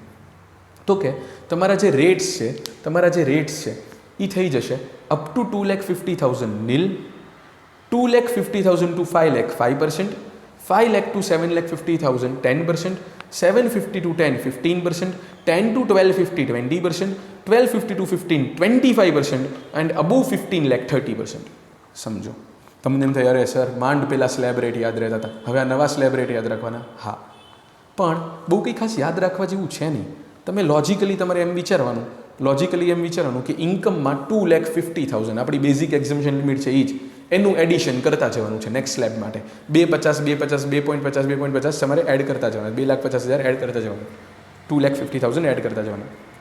અને રેટ જે છે એમાં તમારે 0 હોય અને 5% હોય એમ 5% એડ કરતા જવાના. તમે જુઓ શું થશે, up to 250 250 to 5 5 to 750 750 to 10 10 to 1250 1250 to 15 15 above. Okay, સો તમારે 250 જ એડ કર્યા અને રેટ જુઓ 0 5 10 15 20 25 30. રેટમાં કેટલું એડ કર્યું? 5%. ક્લિયર? સો સિમ્પલ છે. હા સર, એવું હોય ને કે સિનિયર સિટીઝન હોય તો અપ ટુ 3 lakh નિલ અને એ પછી જે છે 5% એવું. અને સર સુપર સિનિયર સિટીઝન હોય તો અપ ટુ 5 lakh નિલ અને એ પછી 5%. નો. તમે જો ઓલ્ટરનેટ ટેક્સ રિજાઇમમાં જાઓ છો તો સિનિયર સિટીઝન સુપર સિનિયર સિટીઝનનો કોઈ બેનિફિટ નથી. સિનિયર સિટીઝન હોય કે સુપર સિનિયર સિટીઝન હોય, એણે આ જ રીતે અપ ટુ 2,50,000 જ બેઝિક એક્ઝમ્પશન લિમિટ પોતાની કન્સિડર કરવાની છે. ક્લિયર? પહેલી વસ્તુ. ઓકે, બીજું જે છે એ છે કે તમારે આ તમારી માટે એક ઓપ્શન છે. તમે જુઓ, tax income tax shall be computed at the option of the assessee as per the rate given in the following table. Option, compulsion છે જ નહીં. કોઈ કેમ કહે છે કે હું ડિડક્શન નથી લેતો, એક્ઝમ્પશન નથી લેતો, તો મારે બોલો જૂની સ્કીમમાં જ જવું, તો કે જા ભાઈ કોઈ વાંધો નહીં, ભલે તમને એને કદાચ આમાં ટેક્સ ભરવો પડતો, એને જે કરવું એ કરવા દો, because this is not a compulsion at all. આ કોઈ રીતનું કમ્પલ્શન નથી, આ બધા માટે શું છે? ઓપ્શન જ છે. ક્લિયર? અને રેટ્સ જે છે એમાં ખાસ ધ્યાન રાખજો કે સિનિયર સિટીઝન કે સુપર સિનિયર સિટીઝનને સ્લેબમાં કોઈ ફરક નથી. Normal person, senior citizen, super senior citizen બધાના જે સ્લેબ છે એ એક જ છે. Clear? Okay, so this is what it is. અને યસ, આ ઓલ્ટરનેટ ટેક્સ રિજાઇમ એપ્લિકેબલ કોના માટે છે? It is applicable only for individuals and HUF, જે મેઇન પોઈન્ટ છે. અને એપ્લિકેબલ ક્યારથી છે? અસેસમેન્ટ યર 21-22, એટલે કે જે અમેન્ડમેન્ટનો લેક્ચર જોઈએ છે, યસ, તમારા અમેન્ડમેન્ટના મતલબ તમારા અસેસમેન્ટ યર 2021-22 થી. યસ? ઓકે, હવે સમજો આગળ વધીએ આપણે. હવે એમ જો મેં આ એક્ઝમ્પશન લિમિટની વાત કરી આવી ગઈ. રિબેટ અંડર સેક્શન 87A, તો કે સર ઓલ્ટરનેટ ટેક્સ રિજાઇમમાં જાઉં તો rebate under section 87A available થશે, થઈ જશે, કોઈ જ વાંધો નથી. Yes, that is correct. પછી કે છે tax on total incomes. So if an individual or HUF who has opted for alternate tax regime has other income which are chargeable under other provision of chapter you can say 12 lottery income, long term capital income, मतलब special rate ઇન્કમની વાત કરે છે. તો એ other income એટલે કે special rate income, એના પર તો હજી સ્પેશિયલ રેટ જ લાગશે. ઓકે, તો then tax on such other incomes will be calculated as per the rates specified by these sections and balance amount of income will be taxable under 115 BAC as per the rate given in the above table. Okay, so special rate જે છે 111A તો એ 15% જ લાગે, તમે ભલે alternate tax રિજાઇમમાં ગયા. 112A 15% જ લાગે, ભલે તમે ઓલ્ટરનેટ ટેક્સ રિજાઇમમાં ગયા. અને ઇવન જે લોટરી, ક્રોસવર્ડ પઝલ્સ આમ તેમ બધા 30% જ લાગશે, ભલે તમે ઓલ્ટરનેટ ટેક્સ રિજાઇમમાં ગયા છો. Is it clear? Yes. Surcharge and education cess, what about sir what about surcharge and education cess? તો એ પણ લાગશે જેમ લાગતો હોય. ઓકે, સરચાર્જ એજ્યુકેશન સેસ એ પણ આની આ સ્કીમની અંદર એઝ ઇટ ઇઝ જ લાગશે. એટલે આ રેટ જે છે એ એક્સક્લુડિંગ સરચાર્જ એન્ડ એજ્યુકેશન સેસ હતા. તો સરચાર્જ જો તમારી 1 કરોડથી વધતી હોય ને 2 કરોડથી વધતી હોય, 5 કરોડથી વધતી હોય, 50 લાખથી વધતી હોય, 1 કરોડ, 2 કરોડ, 5 કરોડથી વધતી હોય, તો જે સરચાર્જ જે છે એ તો એઝ ઇટ ઇઝ લાગવાનો જ છે.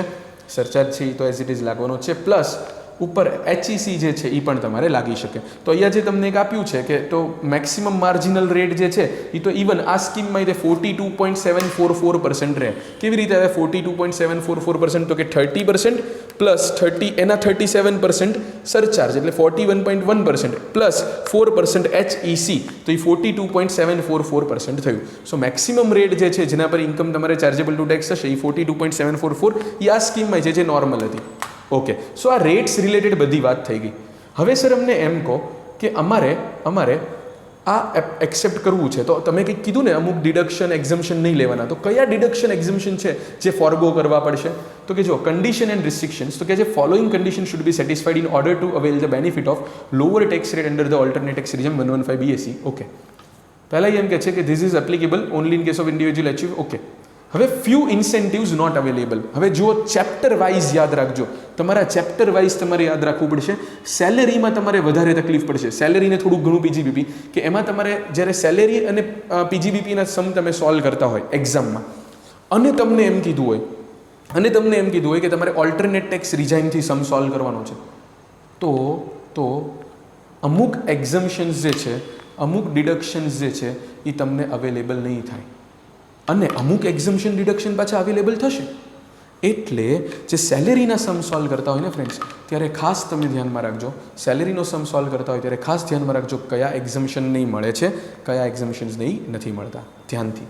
તો પહેલાં એમ કે છે ઉપર જુઓ, total income of individual HUF is calculated under the alternate tax regime of 115 BAC without calculating the following deduction or exemptions which are otherwise available under normal tax regime. Okay, જે otherwise મળે છે અહીંયા નહીં મળે, જે otherwise મળે છે અહીંયા ઓલ્ટરનેટ ટેક્સ રિજાઇમમાં ડિડક્શન એક્ઝમ્પશન અવેલેબલ નહીં થાય. પહેલું જે છે એ કે છે leave travel concession LTC. Leave travel concession LTC. તો LTC જે છે તમને લોકોની સેલેરી હેડની મેટર છે, એ સેલેરીના લેક્ચર્સ સાથે સમજો. LTC કેવી રીતે એક્ઝમ્પશન મળે આમ તેમ એ સમજવું હોય તો રિક્વેસ્ટ કરું, હું તમને એનો અલગથી વિડીયો આપી દઈશ, કોઈ જ વાંધો નથી, એમાં અમેન્ડમેન્ટ નથી. પણ જો તમે ઓલ્ટરનેટ ટેક્સ રિજાઇમમાં સેલેરીનો સમ ગણો છો તો તમારે LTCનું એક્ઝમ્પશન નહીં લેવાનું. Yes, same way HRA house rent અલાવન્સનું એક્ઝમ્પશન નહીં લેવાનું. ઓકે, પછી કે છે અમુક સ્પેશિયલ એલાવન્સ જે તમને મળતા હોય છે એ સ્પેશિયલ એલાવન્સ નહીં લેવાના. પણ હા, એ સ્પેશિયલ એલાવન્સમાંથી અમુક લેવાના. એટલે જો સ્પેશિયલ એલાવન્સ એમ કરીને બ્રેકેટમાં આપ્યું છે અધર ધેન, એટલે આ એક્સેપ્શનનું એ એક્સેપ્શન એટલે એ ઇન્ક્લુઝન થઈ જાય, એક્સક્લુઝનનું એક્સક્લુઝન એ મેઇન પ્રોવિઝનમાં ઇન્ક્લુઝન થઈ ગયું. મતલબ એમ કે છે કે આટલા ડિડક્શન એક્ઝમ્પશન નહીં મળે, પણ એમાં નહીં મળે એમાં એમ લખ્યું છે અધર ધેન, એટલે એ મળશે. ટૂંકમાં તમે સેલેરીની અંદર તમે જુઓ સ્પેશિયલ એલાવન્સીસની જે વાત કરો છો તો એની અંદર અધર ધેન એમ કે છે ટ્રાવેલિંગ એલાવન્સ, ટ્રાન્સફર એલાવન્સ, કન્વેન્સ એલાવન્સ જે ઓફિશિયલ પર્પઝ માટે મળતું હોય, જે તમારું અપ ટુ એકચ્યુઅલ એક્સપેન્ડિચર જે તમે લેતા હોય છો એ મળશે જ. બીજું જે ટ્રાન્સપોર્ટ એલાવન્સ જે છે જે 3200 per month to an employee who is blind, deaf or dumb, એટલે કે આપણે જેને સ્પેશિયલી એબલ્ડ એમ્પ્લોઈઝ કહેતા હોય છે કે જે ઓર્થોપેડિકલી હેન્ડીકેપ્ડ એટલે જેને સ્પેશિયલી એબલ્ડ હેન્ડીકેપ કહેતા હોય છે, સ્પેશિયલી એબલ્ડ કે હેન્ડીકેપ્ડ એમ્પ્લોઈ કહેતા હોય છે. તો એ સ્પેશિયલી એબલ્ડ લોકો માટે જે 3200નું ટ્રાન્સપોર્ટ અલાવન્સ જે હોય છે એ પણ તમને અહીંયા કન્ટિન્યુ રહેશે જ. એ 3200 વાળું અલાવન્સ પણ કન્ટિન્યુ રહેશે. બીજા જે છે એ નહીં મળે. જેમ કે તમે જો ટ્રાવેલિંગ અલાવન્સ, ટ્રાન્સફર અલાવન્સ, કન્વેયન્સ અલાવન્સની વાત કરી તો હવે કયા અલાવન્સ સ્પેશિયલ બીજા હતા? જેમ કે અટાયર અલાવન્સની વાત તમે કરો તો એનું તમને એક્ઝમ્પશન નહીં મળે, કારણ કે એ આવા સ્પેશિયલ અલાવન્સની વાત છે. યસ, તો એવા અમુક જે અલાવન્સીસ છે એ તમારે ફોરગો કરી દેવા પડશે if you are going for this, if you are going for alternate tax regime. they can say attire allowance or you can say even research allowance. Yes, એ તમારે થોડુંક ફોરગો કરી દેવું. રિસર્ચ અલાવન્સ એ બધું જે છે તમારે થોડુંક ફોરગો કરી દેવું પડશે. Okay, yes. એ પછી જે કહે છે નેક્સ્ટ પોઈન્ટ જે છે એમાં એમ તમને સમજાવે છે કે યસ, નેક્સ્ટ પોઈન્ટમાં એ તમને એમ સમજાવે છે yes, allowance to MPs and MLA 10 subsection 17. MPs એમએલએઝને જે અલાવન્સ મળતો હોય નહીં મળે, ઠીક છે. Exemption up to 1500 available in case of clubbed income of a minor child નહીં મળે. ઓકે, સો માઇનરને જે પેલા ક્લબિંગની અંદર તમને ખબર હોય તો માઇનરની ઇન્કમ જે છે પેરેન્ટના હાથમાં ક્લબ થઈ જાય, પણ એને 1500નું એક્ઝમ્પશન આપતા હતા, બહુ મોટું 1500નું એક્ઝમ્પશન આપી દેતા હતા. તો આમાં એ પણ લઈ લીધું. અરે યાર 1500થી શું ફરક પડી જાય, ઠીક છે ચલો લઈ લીધું એ પણ એક્ઝમ્પશન. પછી કે છે એસસીઝેડ જે સ્પેશિયલ ઇકોનોમિક ઝોનવાળા છે એ એક્ઝમ્પશન નહીં મળે. અને હવે સમજો પાછું સેલેરી પર આવી ગયા. આ બે વચ્ચે થોડાક એકચ્યુઅલી અહીંયા લખવાની બદલે મારે પછી લખવા જોઈતા હતા. કયા આ 1500 ને એસસીઝેડ વાળા એ સેલેરી હેડની મેટર નથી. અગેન સેલેરી હેડમાં આવી ગયા. સેલેરી હેડમાં તમને ખબર હોય તો પરક્વિઝિટનું તમે વેલ્યુએશન કરતા હોય તો એમાં તમે ફ્રી ફૂડવાળું પરક્વિઝિટ જો મીલ કે એવું કંઈ લંચ ફેસિલિટી કે એવું એમ્પ્લોયને પ્રોવાઈડ કરતો હોય તો એમાં તમે 50 પર મીલ તમે જે છે એ એક્ઝમ્પ્ટ કરી દેતા હોય છો, પર 50 રૂપીસ પર મીલ. તો એ એક્ઝમ્પશન પણ નહીં મળે. થ્રુ પેઇડ વાઉચર્સ કે એવું કંઈક જે મળતું હોય એ 50 રૂપીસ પર મીલ વાળું જે એક્ઝમ્પશન હોય એ નહીં મળે. ઓકે, સેલેરીની અંદર. હવે જે છે સેલેરીની અંદર એને એમ કહી દીધું કે તમે કોઈ સેલેરીના ડિડક્શન નહીં મળે. સેલેરીમાં કેટલા ડિડક્શન મળે? સ્ટાન્ડર્ડ ડિડક્શન, એન્ટરટેનમેન્ટ અલાવન્સ ને પ્રોફેશનલ ટેક્સ. એક કંઈ નહીં મળે. જો તમે ઓલ્ટરનેટ ટેક્સ રિજાઇનમાં જાઓ છો તો એક કંઈ ડિડક્શન નહીં મળે. એટલે જે 50,000નો તો બેઝિક લોસ જ થઈ ગયો, તમે સમજો. એટલે મોટાભાગના સેલેરીડ એમ્પ્લોય હોય ને એ બધાએ મોસ્ટલી એવું ડિસાઇડ કરેલું છે કે એ લોકોનું આમ કમ્પ્યુટેશન કરો ને તો એ ઓછા રેટથી ગણો એક્ઝમ્પશન લીધા વગર, ડિડક્શન લીધા વગર, અને વધારે રેટથી ગણો એક્ઝમ્પશન ડિડક્શન લઈને, તો એ લોકોને વધારે રેટવાળું જ તે વધારે બેનિફિશિયલ રહે. કારણ કે આટલા બધા એક્ઝમ્પશન ડિડક્શન એ બધું ફોરગો કરી દે સેલેરીડ એમ્પ્લોય તો પછી એમને ઘણો બધો લોસ જતો હોય. તો પણ ગવર્મેન્ટે એમ કીધું કે તમે તો એમ કહેતા હતા ને કે તમને ક્યાં એક્ઝમ્પશન કે ડિડક્શન લેવા હોય છે અને વધારે રેટથી તમે ટેક્સ ભરવો હોય, એટલે અમે તમારા એક્ઝમ્પશન ડિડક્શન જે છે એ લઈ લઈએ છીએ. એક્ઝમ્પશન ડિડક્શન જે છે એ લઈ લઈએ છીએ અને એક્ઝમ્પશન ડિડક્શન લઈ લઈએ છીએ અને અમે જે છે એ શું કરીએ છીએ? એક્ઝમ્પશન ડિડક્શન તમારી પાસેથી લઈ લઈએ છીએ અને અમે જે છે તમને શું કરીએ છીએ? રેટ ઓછો કરી આપીએ છીએ. યસ, તો આ એક્ઝમ્પશન ડિડક્શન તરફ છે. હવે વાત આવે છે હાઉસ પ્રોપર્ટીની. તો હાઉસ પ્રોપર્ટીમાં બે ડિડક્શન મળે. એક 30% સ્ટાન્ડર્ડ ડિડક્શન, એક ઇન્ટરેસ્ટ ઓન બોરોડ કેપિટલ. તો 30% સ્ટાન્ડર્ડ ડિડક્શન હજી લઈ લો, પણ જો ઓલ્ટરનેટ ટેક્સ રિજાઇનમાં જવું હોય તો interest on house loan in case of 1 or 2 self occupied house properties એટલે 24B જે તમારું જે સેલ્ફ ઓક્યુપાઇડ હાઉસ પ્રોપર્ટી વાળું મળતું હોય છે એ નહીં લેતા. હજી લેટ આઉટના કેસમાં જે તમારે લેવું હોય તો એ તમે લઈ શકો છો, પણ સેલ્ફ ઓક્યુપાઇડ હાઉસ પ્રોપર્ટીના કેસમાં જે મળતું હોય છે એ નથી લેવાનું. ઓકે, લેટ આઉટવાળા કેસીસમાં હજી તમને મળશે. Clear or not? લેટ આઉટવાળા કેસીસમાં તો તમે ઇન્ટરેસ્ટ પેઇડ ઓન એ લઈ શકો છો, પણ જે સેલ્ફ ઓક્યુપાઇડવાળા હોતા હતા ને કે જે ઝીરો NAV બતાવે ને એમાંથી ડિડક્શન લઈ લે અને એનું જે છે નેગેટિવ લોસ ક્લેમ કરી લેતા હોય અને એની સેલેરી ઇન્કમમાં નામને એ બધા ઇન્કમની સામે લોસ ક્લેમ કરી લેતા હોય હાઉસ પ્રોપર્ટીનો, એ લોકોને ના પાડી દીધી. એ કે તમે તો કહેતા હતા ને કે તમારે ઇન્ટરેસ્ટ ઓન બોરોડ કેપિટલ એટલું બધું થતું જ નથી, ઓછા રેટે ટેક્સ લગાવો. તો કે બસ ઓછા રેટે ટેક્સ, પણ ઇન્ટરેસ્ટ ઓન બોરોડ કેપિટલ જે સેલ્ફ ઓક્યુપાઇડ પ્રોપર્ટીનો લોસ લેતા હતા એ ક્લેમ ના કરતા. યસ, એનો મતલબ લેટ આઉટ પ્રોપર્ટીમાં તો હજી interest on housing loan in case of let out properties તો ઇવન ઓલ્ટરનેટ ટેક્સ રિજાઇમમાં પણ તમને મળશે જ. ઇવન ઓલ્ટરનેટ ટેક્સ રિજાઇમમાં પણ એ મળશે જ. ક્લિયર? યસ. હવે વાત આવે છે profit and gains from business profession. તો ઇવન તો હાઉસ પ્રોપર્ટીની અંદર લેટ આઉટના કેસમાં મળશે, સેલ્ફ ઓક્યુપાઇડના કેસમાં તમને interest on borrowed capital, self ઓક્યુપાઇડના કેસમાં તમને ઇન્ટરેસ્ટ ઓન બોરોડ કેપિટલ જે છે એ મળશે નહીં. હવે વાત આવી PGBPની. તો PGBPમાં એમ કહે છે કે તમે એડિશનલ ડેપ્રિસિએશન નહીં ક્લેમ કરવાનું. ડેપ્રિસિએશન ક્લેમ કરો, ડેપ્રિસિએશન તો કરવાનું જ. એ તો આપણને ખબર છે કે એવું ભણાવેલું છે કે જો ડેપ્રિસિએશન તમારે ક્લેમ ના કરવું હોય તો એ ક્લેમ કરવું પડે. યસ, એવી પ્રોવિઝન્સ છે જે એક્સપ્લેનેશન જે છે સેક્શન 43 ઠીક છે, અત્યારે એમાં ડિટેલમાં ન જતા. તો ડેપ્રિસિએશન તો તમારે ક્લેમ કરવાનું જ છે. ડેપ્રિસિએશન તો જે છે એ તમારે ક્લેમ કરવાનું જ છે. પણ એડિશનલ ડેપ્રિસિએશન ભૂલી જજો જો ઓલ્ટરનેટ ટેક્સ રિજાઇમમાં જાઓ. બીજું, ઇન્વેસ્ટમેન્ટ એલાઉન્સ જે 32 એડીમાં મળે છે નહીં ક્લેમ કરતા. ટી કોફી રબર ડેવલપમેન્ટ એકાઉન્ટમાં એક્ઝમ્પશન જે મળતું હોય નહીં ક્લેમ કરતા. સાઇડ રિસ્ટોરેશન ફંડ 33 એબીએ નહીં ક્લેમ કરતા. બેઝિકલી વાત કરું તો આ 33 એબી અને 33 એબીએ આમ પણ સીએ ઇન્ટરમીડિયેટના સિલેબસના નથી. Okay, deduction for scientific research, કોઈ પણ ટાઈપનું સાયન્ટિફિક રિસર્ચનું ડિડક્શન નહીં ક્લેમ કરતા. પછી કે છે capital expenditure pertaining to specified business 35 AD વાળાએ કંઈ બેનિફિટ લેવાનો નથી. 35 એડી એ પોતાનો બેનિફિટ ફોરગો કરી દેવાનો. જે તમે અમુક સ્પેસિફાઈડ બિઝનેસ હોય છે એમાં તમે 100% ઓફ કેપિટલ એક્સપેન્ડિચર જે તમે અલાઉ કરી લેતા હો છો in the year it self, તો જે છે એ તમારે ક્લેમ કરવાનું નથી. એ પછી છે એગ્રીકલ્ચરલ એક્સટેન્શન પ્રોજેક્ટ 35 સીસીસી, એમાં એક્ઝમ્પશન મળતું હોય નહીં. અને સ્ટાન્ડર્ડ ડિડક્શન હવે આવી ગયું. કેપિટલ ગેઇનમાં તો આમાંય કંઈ ખાસ એવું નથી હોતું, તો એમાં કંઈ બહાર કાઢ્યું નથી. અને અધર સોર્સિસમાં તમને યાદ હોય તો ફેમિલી પેન્શનની અંદર તમે પેલું જે સ્ટાન્ડર્ડ ડિડક્શન લેતા હો છો 15,000 rupees or 1/3 whichever is less, 15,000 rupees or 1/3 whichever is less, એ જે તમે લેતા હોય છો એ તમારે નથી લેવાનું. સો પીજીબીપીમાં બહુ બધા ડિડક્શન જે છે એ તમારે ફોરગો કરવાના છે, લાઈક સાયન્ટિફિક રિસર્ચ ને એ બધા, અને ઇવન 35 એડીને બધા. યસ, એગ્રીકલ્ચર એક્સટેન્શન પ્રોજેક્ટ વગેરે વગેરે. આ અધર સોર્સમાં એક તમારે જે છે એ તમારે જવા દેવાનું છે ડિડક્શન. યસ, આ તો થયું ચેપ્ટર વાઇઝ એક્ઝમ્પશન ડિડક્શન જે તમારે હવે નહીં લેવાના. Chapter wise exemption deduction. હવે મેઇન જે છે બીજું એક કીધું, બીજું જે ફોરગો કરાવવાનું કીધું એ કીધું deduction under section 80C to 80U except employers contribution towards NPS under section 80CCD2 and deduction under section 80JJAA and under section 80LA1A. 80LA1A તમારા સિલેબસમાં નથી. 80JJAA તો તમને ખબર છે નવા એમ્પ્લોઈઝને રાખવા માટે મળતું હોય છે, તો એ તો આમ પણ એ તો બિઝનેસમેન હશે એને જ ડિડક્શન મળતું હોય. યસ, તો એને એ જે છે કે 80JJAA મળશે. અને બીજું એક તમારો એમ્પ્લોયર તમારા માટે 80CCD2માં NPSમાં તમારા માટે 80CCD2માં કન્ટ્રીબ્યુટ કરે એ મળશે. આ સિવાય 80C, 80D, 80E જે તમે એજ્યુકેશન લોન માટે ઇન્ટરેસ્ટ હોય, 80G ઇવન તમે ડોનેશન કે એવું કંઈક આપ્યું હોય, કોઈ પણ પેલું ડિપેન્ડન્ટ ડિસેબિલિટી વાળું 80DD, 80U કે એવું કંઈ પણ હોય, કંઈ જ નહીં. ઇવન 80TTA જે તમારું સેવિંગ્સ બેંકના ઇન્ટરેસ્ટમાં તમને એક્ઝમ્પશન મળતું હતું, કે 80TTB કે જે ઘણા પેલા ફિક્સ ડિપોઝિટના ઇન્ટરેસ્ટ પર પણ જે તમને ડિડક્શન મળતું, નોટ એક્ઝમ્પશન સોરી, જે સેવિંગ્સ બેંક કે ફિક્સ ડિપોઝિટમાં 80TTA TTBમાં તમને જે ડિડક્શન મળતું હતું નહીં મળે. સેવિંગ બેંક્સ કે ફિક્સ ડિપોઝિટના ઇન્ટરેસ્ટમાં 80TTA TTBમાં જે ડિડક્શન મળતું હતું નહીં મળે. ક્લિયર? બધા ડિડક્શન ફોરગો કરી દેવાના. આટલું ફોરગો કરી દેવાનું હોય તો તમને એ જે છે એ તમે સ્મોલર રેટ મતલબ યુ કેન સે કમ્પેરેટિવલી જે તમે ઓછા રેટથી તમે ટેક્સ ભરી શકો છો.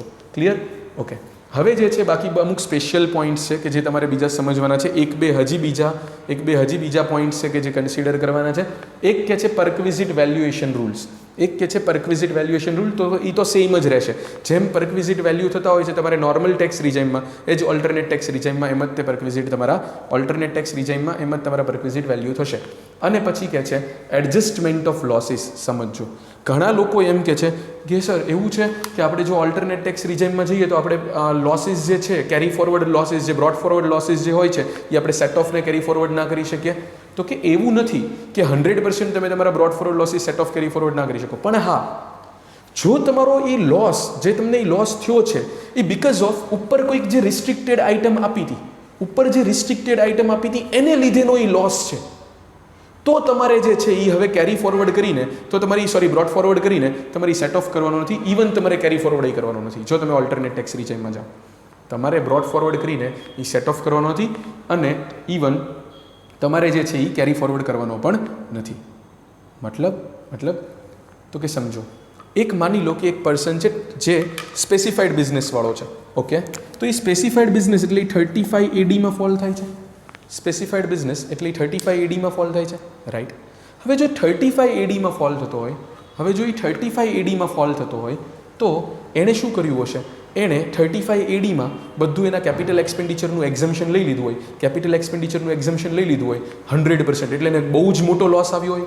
યસ, અને એ લોસ એનો એવો પ્લાનિંગ હોય કે આપણે વર્ષ કેરી ફોરવર્ડ કરીને બ્રોડ ફોરવર્ડ કરીને સેટ ઓફ કરશું, કેરી ફોરવર્ડ કરશું, બ્રોડ ફોરવર્ડ કરશું, સેટ ઓફ કરશું. ટૂંકમાં વર્ષ આપણે પ્રોફિટ સામે સેટ ઓફ કરશું.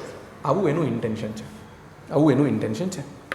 ઓકે, જો એ ઓલ્ટરનેટ ટેક્સ રિજાઇમમાં જાય છે તો આપણને ખબર છે કે એને 35 એડીનો બેનિફિટ મળતો જ નથી. જો એ ઓલ્ટરનેટ ટેક્સ રિજાઇમમાં જતો હોય તો. યસ. બીજું હવે જો એ 35 એડીનો એને ઈ યરમાં તો બેનિફિટ ના જ લીધો, હવે એ 35AD ને કારણે આવેલો લોસ જે હતો એને કેરી ફોરવર્ડ કર્યું અને હવે એને એમ છે કે હું નેક્સ્ટ યરમાં મતલબ હવેના યરમાં એ જે કેરી ફોરવર્ડ કરેલો લોસ જે છે એ સેટ ઓફ કરું, તો કે નહીં, કારણ કે એ લોસ તને એવા રીઝનથી આવ્યો છે કે જે ઉપર ના પાડી છે કે એ જે છે એવી મેટર જે છે એ તમે સેટ ઓફ એ મેટર જે છે એ એક્ઝમ્પશન્સ કે ડિડક્શન છે એ તમે લઈ નથી શકતા. તો જે રિસ્ટ્રિક્ટેડ એક્ઝમ્પશન ડિડક્શન જે છે, જે રિસ્ટ્રિક્ટેડ એક્ઝમ્પશન ડિડક્શન છે, જે બ્લોક્ડ એક્ઝમ્પશન રિડક્શન્સ છે એના રિલેટેડ, જે રિસ્ટ્રિક્ટેડ એક્ઝમ્પશન રિડક્શન છે કે જે બ્લોક્ડ એક્ઝમ્પશન રિડક્શન છે એના રિલેટેડનો લોસ હોય એ જ તમે સેટ ઓફને કેરી ફોરવર્ડને બ્રોડ ફોરવર્ડને સેટ ઓફ નહીં કરી શકો. ક્લિયર? બાકીના જે તમારા નોર્મલ જે લોસીસ ને એ બધું છે એ અલગ વાત છે. પણ કહેવાની મતલબ એમ છે કે જે તમારા આવા કોઈ મેટરથી તમારે જો કોઈ લોસ આવતા હોય, આવી કોઈ મેટરને રિલેટેડ જો તમારે કોઈ લોસ આવતા હોય તો એ લોસ જે છે, આવી કોઈ મેટરને રિલેટેડ જે તમારે લોસ આવતા હોય તો એ લોસ જે છે એ લોસ જે છે એ તમે કેરી ફોરવર્ડ એ લોસ જે છે એ તમે બ્રોડ ફોરવર્ડ કરીને તમે સેટ ઓફ નહીં કરી શકો. યસ? અને નોટ ઓનલી ધેટ, અહીંયા મોર ઓવર કરીને જે લખ્યું છે એ વાંચો. એમ કે છે moreover any loss under the head income from house property cannot be set off with any other income under any other head of income. મતલબ તો કે જે તમે ઘણીવાર એવું કરતા કે ભાઈ સેલેરાઇડ એમ્પ્લોયી મોસ્ટલી શું કરે તો કે હાઉસ પ્રોપર્ટીની અંદર જેનો લોસ હોય એ સેલેરી સામે સેટ ઓફ કરી નાખે. તો કે નહીં, અમે તમને તમારા કરંટ યરમાં હાઉસ પ્રોપર્ટીનો લોસ છે એ પણ સેલેરીની સામે નહીં આપીએ. તમે એમ કહેશો કે સર જો હું ઓલ્ટરનેટ ટેક્સ રિઝાઇન લઉં જ છું તો આમ પણ હાઉસ પ્રોપર્ટીમાં મને સેલ્ફ ઓક્યુપાઈડ પ્રોપર્ટીમાં મને ના જ પાડી દીધી છે કે તમે ઇન્ટરેસ્ટ જે છે એનું ડિડક્શન ના લઈ શકો. સેલ્ફ ઓક્યુપાઈડ પ્રોપર્ટીમાં ના જ પાડી છે કે ઇન્ટરેસ્ટનું ડિડક્શન ના લઈ શકો, તો મને લોસ આવવાનો ક્યાંથી? યસ, આવી શકે ને. તમારી લેટ આઉટ પ્રોપર્ટીમાં લોસ આવી શકે. બની શકે કે તમારું જે લેટ આઉટ ઇન્કમ હોય એની કરતાં તમારું ઇન્ટરેસ્ટ ઓન બોરોડ કેપિટલ બહુ વધારે હોય તો લોસ આવી શકે. અને લેટ આઉટ ઇન્કમ સામે 24B હજી અલાઉડ છે. લેટ આઉટ ઇન્કમ સામે 24B એટલે કે ઇન્ટરેસ્ટ ઓન બોરોડ કેપિટલ હજી અલાઉડ છે. તો કદાચ જો લેટ આઉટ વાળી ઇન્કમમાં લોસ આવ્યો હોય ને, સેટ ઓફ નહીં કરવા દઈએ કોઈ પણ હેડ સામે, પીજીવીપીની સેલેરીની કોઈ પણ હેડની કોઈ પણ ઇન્કમ સામે અમે તમારો હાઉસ પ્રોપર્ટીનો લોસ સેટ ઓફ નહીં કરવા દઈએ. જે અધરવાઇઝ અવેલેબલ હોય છે સેટ ઓફ માટે, પણ તમે જો ઓલ્ટરનેટ ટેક્સ રિઝાઇનમાં જાઓ છો, જે અધરવાઇઝ અવેલેબલ હોય છે સેટ ઓફ માટે પણ જો ઓલ્ટરનેટ ટેક્સ રિઝાઇનમાં જાઓ છો નહીં સેટ ઓફ કરવા દઈએ. Done?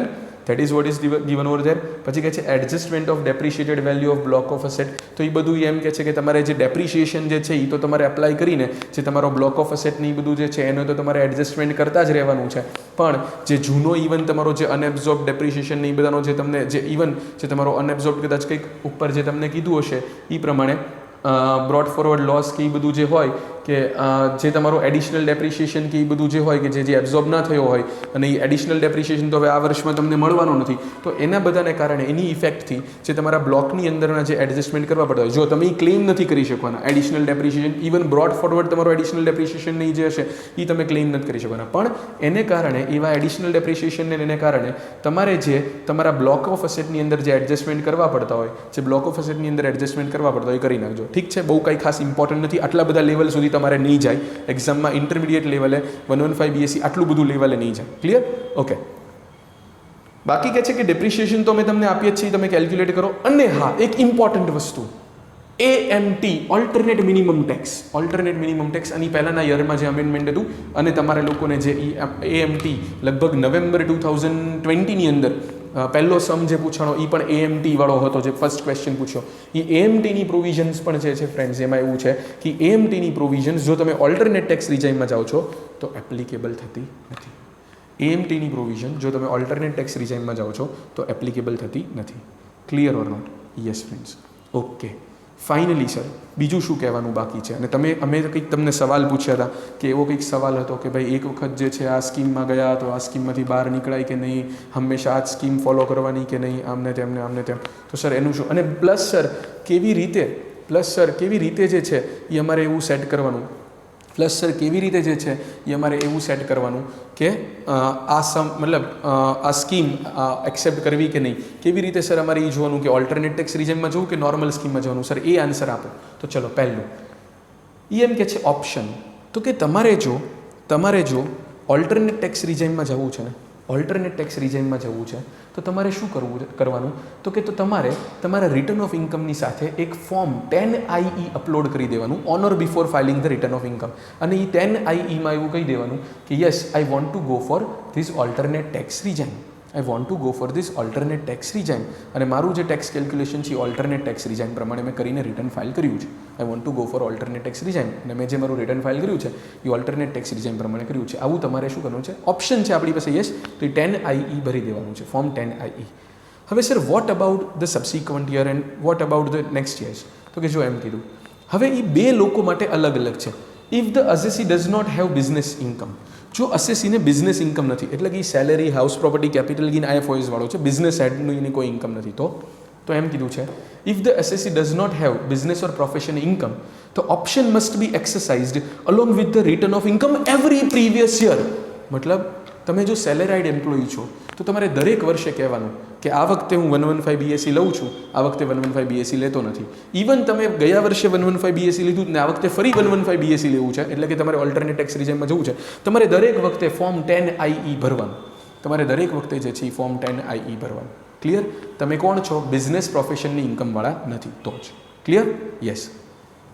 Vote about assessee if the assessee has, what if the assessee has the business income? Okay, આ પ્રોવિઝન ઇલસ્ટ્રેટેડ તમે રીડ કરી લેજો. મેં કીધું એમ કે એવરી યર જે છે એણે એ ઓલ્ટરનેટ ટેક્સ રિઝાઇન જો ઓપ્ટ કરે છે તો એને એવરી યર જે છે એને સિલેક્ટ કરવાનું છે કે PGBPની ઇન્કમ નથી તો એને એવરી યર જે છે સિલેક્ટ કરવાનું છે ઓલ્ટરનેટ ટેક્સ રિઝાઇનમાં જવું કે નહીં. Okay, if assessee has the business income તો જો અંદરની લેંગ્વેજ થોડીક તમને સમજાવીશ, જો થોડીક તમને સમજાવીશ તો ટફ લાગશે. પહેલાં તમને સિમ્પલ લેમેન ટર્મ્સમાં સમજાવી દઉં.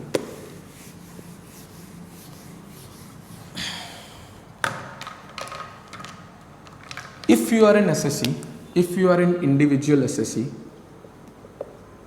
or HUF assessee and you have income from PGBP,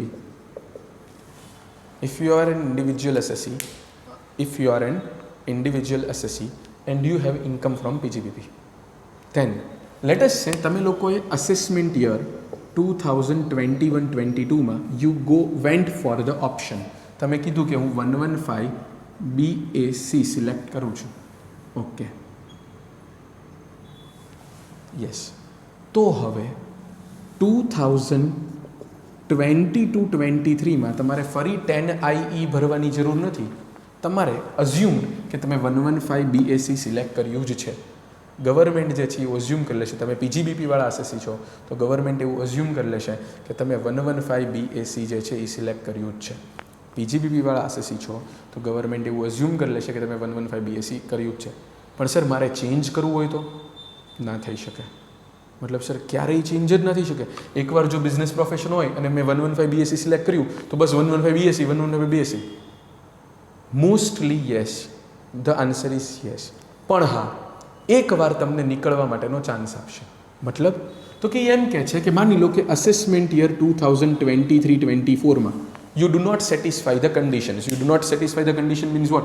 You are claiming the deductions and exemptions which are not allowable otherwise. એટલે ટૂંકમાં તમે 115 BAC માં ના ગયા, તમારે આમાંથી બહાર નીકળવું છે. So you do not want to satisfy all the condition and you did not satisfy the 115 BAC condition and 2023-24 માં તમે 115 BAC ના કર્યું તો કે ના કરો ચાલશે. પણ આ વન ટાઈમ ઓપ્શન હતો.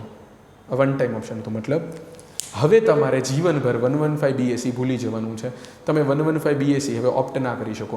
તમે ઓલ્ટરનેટ ટેક્સ રિઝાઇનમાં ક્યારેય તમારું રિટર્ન ફાઇલ ના કરી શકો. Clear or not? તમારે હવે 115 BAC ભૂલી જવાનું છે. તમે ઓલ્ટરનેટ ટેક્સ રિઝાઇનમાં ક્યારેય તમારું રિટર્ન ફાઇલ નહીં કરી શકો. Clear? So if you want to get out of the alternate tax resign and you are having income from PGBP, you get only one chance. એકવાર તમે એ કન્ડિશન ડિસેટિસ્ફાઈડ કરો અને તમે એમાંથી નીકળી જાઓ બહાર, પણ એ પછી ક્યારેય 115 BACના દરવાજે આવતા નહીં. ઓકે, આટલી સ્ટ્રિક્ટ પ્રોવિઝન છે. બરાબર? એને બહુ ખોટું લાગી જશે કે યાર બિઝનેસવાળો છો અને યાર એકવાર મારી પાસે આવ્યો ને પછી બીજા કોઈ પાસે જતો નહીં. સો 115 BAC એ ટાઈપની સેક્શન છે. પણ હું તો એમ માનું છું કે મોટાભાગના જે બિઝનેસ પ્રોફેશનવાળા છે, જે મતલબ બિઝનેસમેન હોય ને, એ મારો પર્સનલ ઓપિનિયન છે, એ લોકો લગભગ જે છે એ લોકો ઓપ્શન સિલેક્ટ નહીં કરે. બિકોઝ એ લોકો જે છે એ ઘણું પોતાની રીતે બધું સેટઅપ કરેલું હોય, ડિડક્શન્સને એક્ઝમ્પશન્સને બધું લેતા જ હોય. ATC to ATU એની અંદર એ લોકોએ કંઈક એટીસી ટુ એટીયુની બેઝિકલી કહું તો એટીસી એટીડી જેવી એટીજી જેવી સેક્શન્સમાં એ લોકો ડિડક્શન્સ લેતા જ હોય, તો એ લોકો જે છે આવું આ ઓપ્શન સિલેક્ટ નહીં કરે. પ્લસ આવો ડર છે કે ભાઈ એક વખત તમે ગયા તો પછી નીકળવા માટે એક જ ચાન્સ છે, પછી પાછા ક્યારેય 115 BScમાં જવાતું નથી. તો એટલા માટે મને એવું લાગે છે કે આવા ડરથી પીજીબીપીવાળા મોટા ભાગના એસએસસી જે છે એ અવોઇડ કરશે ઓલ્ટરનેટ ટેક્સ રિજાઇમ સિલેક્ટ કરવાનું. ઓકે, પીજીબીપીવાળા ભલે એમને કદાચ જૂની પ્રોવિઝનમાં થોડોક વધારે ટેક્સ ભરવો પડતો હોય, પણ એવું વિચારે ને કે યાર ફ્યુચરમાં આજે ચલો ઇન્વેસ્ટ નથી કરતા એટીસી ટુ એટીયુમાં કોઈ પણ સેક્શનમાં, લાઈક આજે હું LIC નથી ભરતો, કે આજે હું મ્યુચ્યુઅલ ફંડમાં ઇન્વેસ્ટ નથી કરતો, કે ETDમાં આજે હું મેડિક્લેમ નથી ભરતો, કે આજે હું હાઉસિંગ લોનનું આજે જે છે ઇવન 24B હાઉસિંગ લોનનું ઇન્ટરેસ્ટ આજ નથી ભરતો, કે આજે હું કોઈ એજ્યુકેશન લોનનું ઇન્ટરેસ્ટ નથી ભરતો. ક્યારેક તો હું કરીશ ને, તો હું જો આવું કરી લઈશ તો આ તો મને 115 BSc ક્યારેય બહાર નહીં નીકળવા દે, અને પાછું જો એકવાર ત્યારે બહાર નીકળી ગયો પછી લાઈફ ટાઈમ મને ક્યારેય ઓપ્શન નહીં આપે 115 BSc કે અંદર આવું. એટલે લગભગ મને એવું લાગે છે કે પીજીબીપીવાળા એસએસસી જે છે, પીજીબીપીવાળા એસએસસી બિઝનેસમેન પ્રોફેશનલ્સ એ 115 BSc ઓપ્ટ કરતાં પહેલાં બહુ જ વિચારશે ને કાં તો ઓપ્ટ નહીં કરે એવું મને લાગે છે. મોસ્ટલી મને એવું લાગે છે કે એવા લોકો જે છે કે જે સેલેરીડ છે, જેને યા તો અધર સોર્સિસની જે ઇન્કમ હોય છે, કે બધી રેન્ટની ઇન્કમ હોય છે, ને એવા જે છે અમુક રિટાયર્ડ લોકો હોય છે કે જે બીજું કંઈ ખાસ હવે એક્ઝમ્પશન્સ બીજું કંઈ ખાસ ઇન્વેસ્ટમેન્ટ્સ કરવામાં માનતા નથી હોતા, અને એમનું રેન્ટ ને એ બધું જે છે 5-6 લાખ થઈ જતું હોય, પેન્શન આવતું હોય ગવર્મેન્ટના, કે મતલબ કોઈ પણ જગ્યાના એમ્પ્લોયી પહેલાં હતા ત્યાંથી, તો એમની સેલેરી ને એવું બધું રેન્ટ ને અધર સોર્સિસની ઇન્કમ હોય, જે લોકો કંઈ ખાસ ડિડક્શન એક્ઝમ્પશન ક્લેમ ના કરવા માંગતા હોય, એ લોકો મને એવું લાગે છે કે એ લોકો જે છે એ 115 BSc સિલેક્ટ કરશે. પાછું એ લોકો માટે તો વર્ષ યર ટુ યર એમને તો ઓપ્શન છે જ તે કે સિલેક્ટ કરવું હોય કે ના કરવું હોય. ઓપ્શન કોને નથી યર ટુ યર? એ છે બિઝનેસ ઇન્કમવાળાને. તો એ લોકોએ જે છે એ એકવાર આ ઓપ્શન વિડ્રો કરી લીધો તો એ પછી જે છે એ આ ઓપ્શનમાંથી બહાર નીકળી શકતા નથી. Clear or not? યસ. તો જુઓ તમને એવું કંઈક આપ્યું છે ત્યાં આગળ જ તે, if the assessee has a business profession income, this option can be exercised for any previous year relevant to the assessment year 2021-22 or any subsequent year. Once individual or HUF has exercised the option of lower tax regime under section 115 BSc for any previous year, it remains valid for subsequent year. The assessee is not required to upload a fresh option in the next year or subsequent years. Okay. However, the option cannot be withdrawn except he ceases to have the business profession income, in which case હા માની લો કે next યરમાં એને business પ્રોફેશનની income જ નથી અને next year પાછો એ સેલેરીવાળું return ભરે છે, તો પાછો એને ઓપ્શન આવી જશે ઓટોમેટિકલી. યસ, કે તો એ ઓપ્શન વિડ્રો કરી શકે છે. યસ, તો પછી પાછો નક્કી કરી શકે એઝ અ સેલેરાઇડ પર્સન દેન. પણ હા, બિઝનેસની ઇન્કમ કન્ટિન્યુ જ રહેતી હોય, બિઝનેસ પ્રોફેશન કન્ટિન્યુ જ રહેતું હોય તો આવો સવાલ નથી. અને મેં કીધું એમ કે એકવાર જે છે એને આ સ્કીમમાંથી બહાર નીકળવા માટેની જે વાત છે તો એમ કે છે if an individual assessee or HUF after opting for alternate tax regime under section of section 115 BSc એકવાર ઓપ્ટ કરી લે છે, if individual or HUF after opting for alternate tax regime of section 115 BSc fails to satisfy the above condition in a subsequent year. fails to satisfy મતલબ what? કે એમાંથી બહાર નીકળી જાય છે, કે એની બધી કન્ડિશન સેટિસ્ફાય નથી કરતો, ડિડક્શન એક્ઝમ્પશન કંઈક ક્લેમ કરી લે છે, fails to satisfy the condition in the subsequent year, the option becomes invalid in respect of year in which the default is committed and subsequent years consecutively.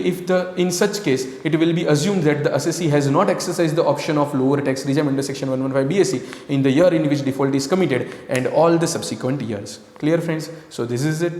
Okay, પહેલો સવાલનો જવાબ તમારો થઈ ગયો. બીજો સવાલ તમારો એમ હતો કે સર સિલેક્ટ કેવી રીતે કરવું, કે ઓલ્ટરનેટ ટેક્સ રિજાઇમમાં જવું કે ઓલ્ટરનેટ ટેક્સ રિજાઇમમાં ના જવું. સર સિલેક્ટ કેવી રીતે કરવું કે ઓલ્ટરનેટ ટેક્સ રિજાઇમમાં જવું કે ના જવું. તો ફ્રેન્ડ્સ એની માટે હું તમને સિમ્પલ કહું છું, તમારે બીજું કંઈ જ ઓપ્શન નથી. તમારે ઓલવેઝ સમ કેલ્ક્યુલેટ કરતા હોય, જેમ તમારો નોર્મલ ટેક્સ કેલ્ક્યુલેશનનો ફ્રેન્ડ સમ કેલ્ક્યુલેટ કરતા હોય એવી રીતે તમારે સમ કેલ્ક્યુલેટ કરવાના, ફ્રેન્ડ્સ. અને એક તમારે બધા એક્ઝમ્પશન ડિડક્શન લઈને તમારે તમારા નોર્મલ સ્લેબ રેટથી ટેક્સ ગણવાનો, અને જે બીજું તમારે એ એક્ઝમ્પશન ડિડક્શન લીધા વગર તમારે જે છે એક્ઝમ્પશન ડિડક્શન લીધા વગર તમારે જે આ ઓલ્ટરનેટ ટેક્સ રિજાઇમવાળા રેટ છે એનાથી જે છે તમારે ટેક્સ ગણવાનો. મેં શું કીધું કે તમારે સિલેક્ટ કરવું હોય ઓલ્ટરનેટ ટેક્સ રિજાઇમમાં જવું કે નહીં, તો તમારી પાસે એક જ ઓપ્શન છે કે તમે બે રીતે તમે તમારા ટેક્સ ગણો. એક, તમે બધા એક્ઝમ્પશન ડિડક્શન લઈને નોર્મલ ટેક્સ રેટ તમારા સ્લેબ રેટને બધું અપ્લાય કરીને ટેક્સ ગણો, અને એક જે છે તમે એ એક્ઝમ્પશન ડિડક્શન લીધા વગર એ એક્ઝમ્પશન ડિડક્શનને બ્લોક કરીને એને રિસ્ટ્રિક્ટ કરીને તમે જે છે એ તમારા 115 BSc વાળા લોઅર રેટથી તમે ટેક્સ ગણો. હવે જે તમારો ટેક્સ જો તમારો ટેક્સ જે ઓપ્શનમાં ઓછો આવતો હોય, જે ઓપ્શનમાં તમારો ટેક્સ જે છે એ ઓછો આવતો હોય એ ઓપ્શન સિલેક્ટ કરો. ક્લિયર? એકવાર બધી નોર્મલ પ્રોવિઝન પ્રમાણે ટેક્સ ગણો, એકવાર 115 BSE પ્રમાણે ટેક્સ ગણો.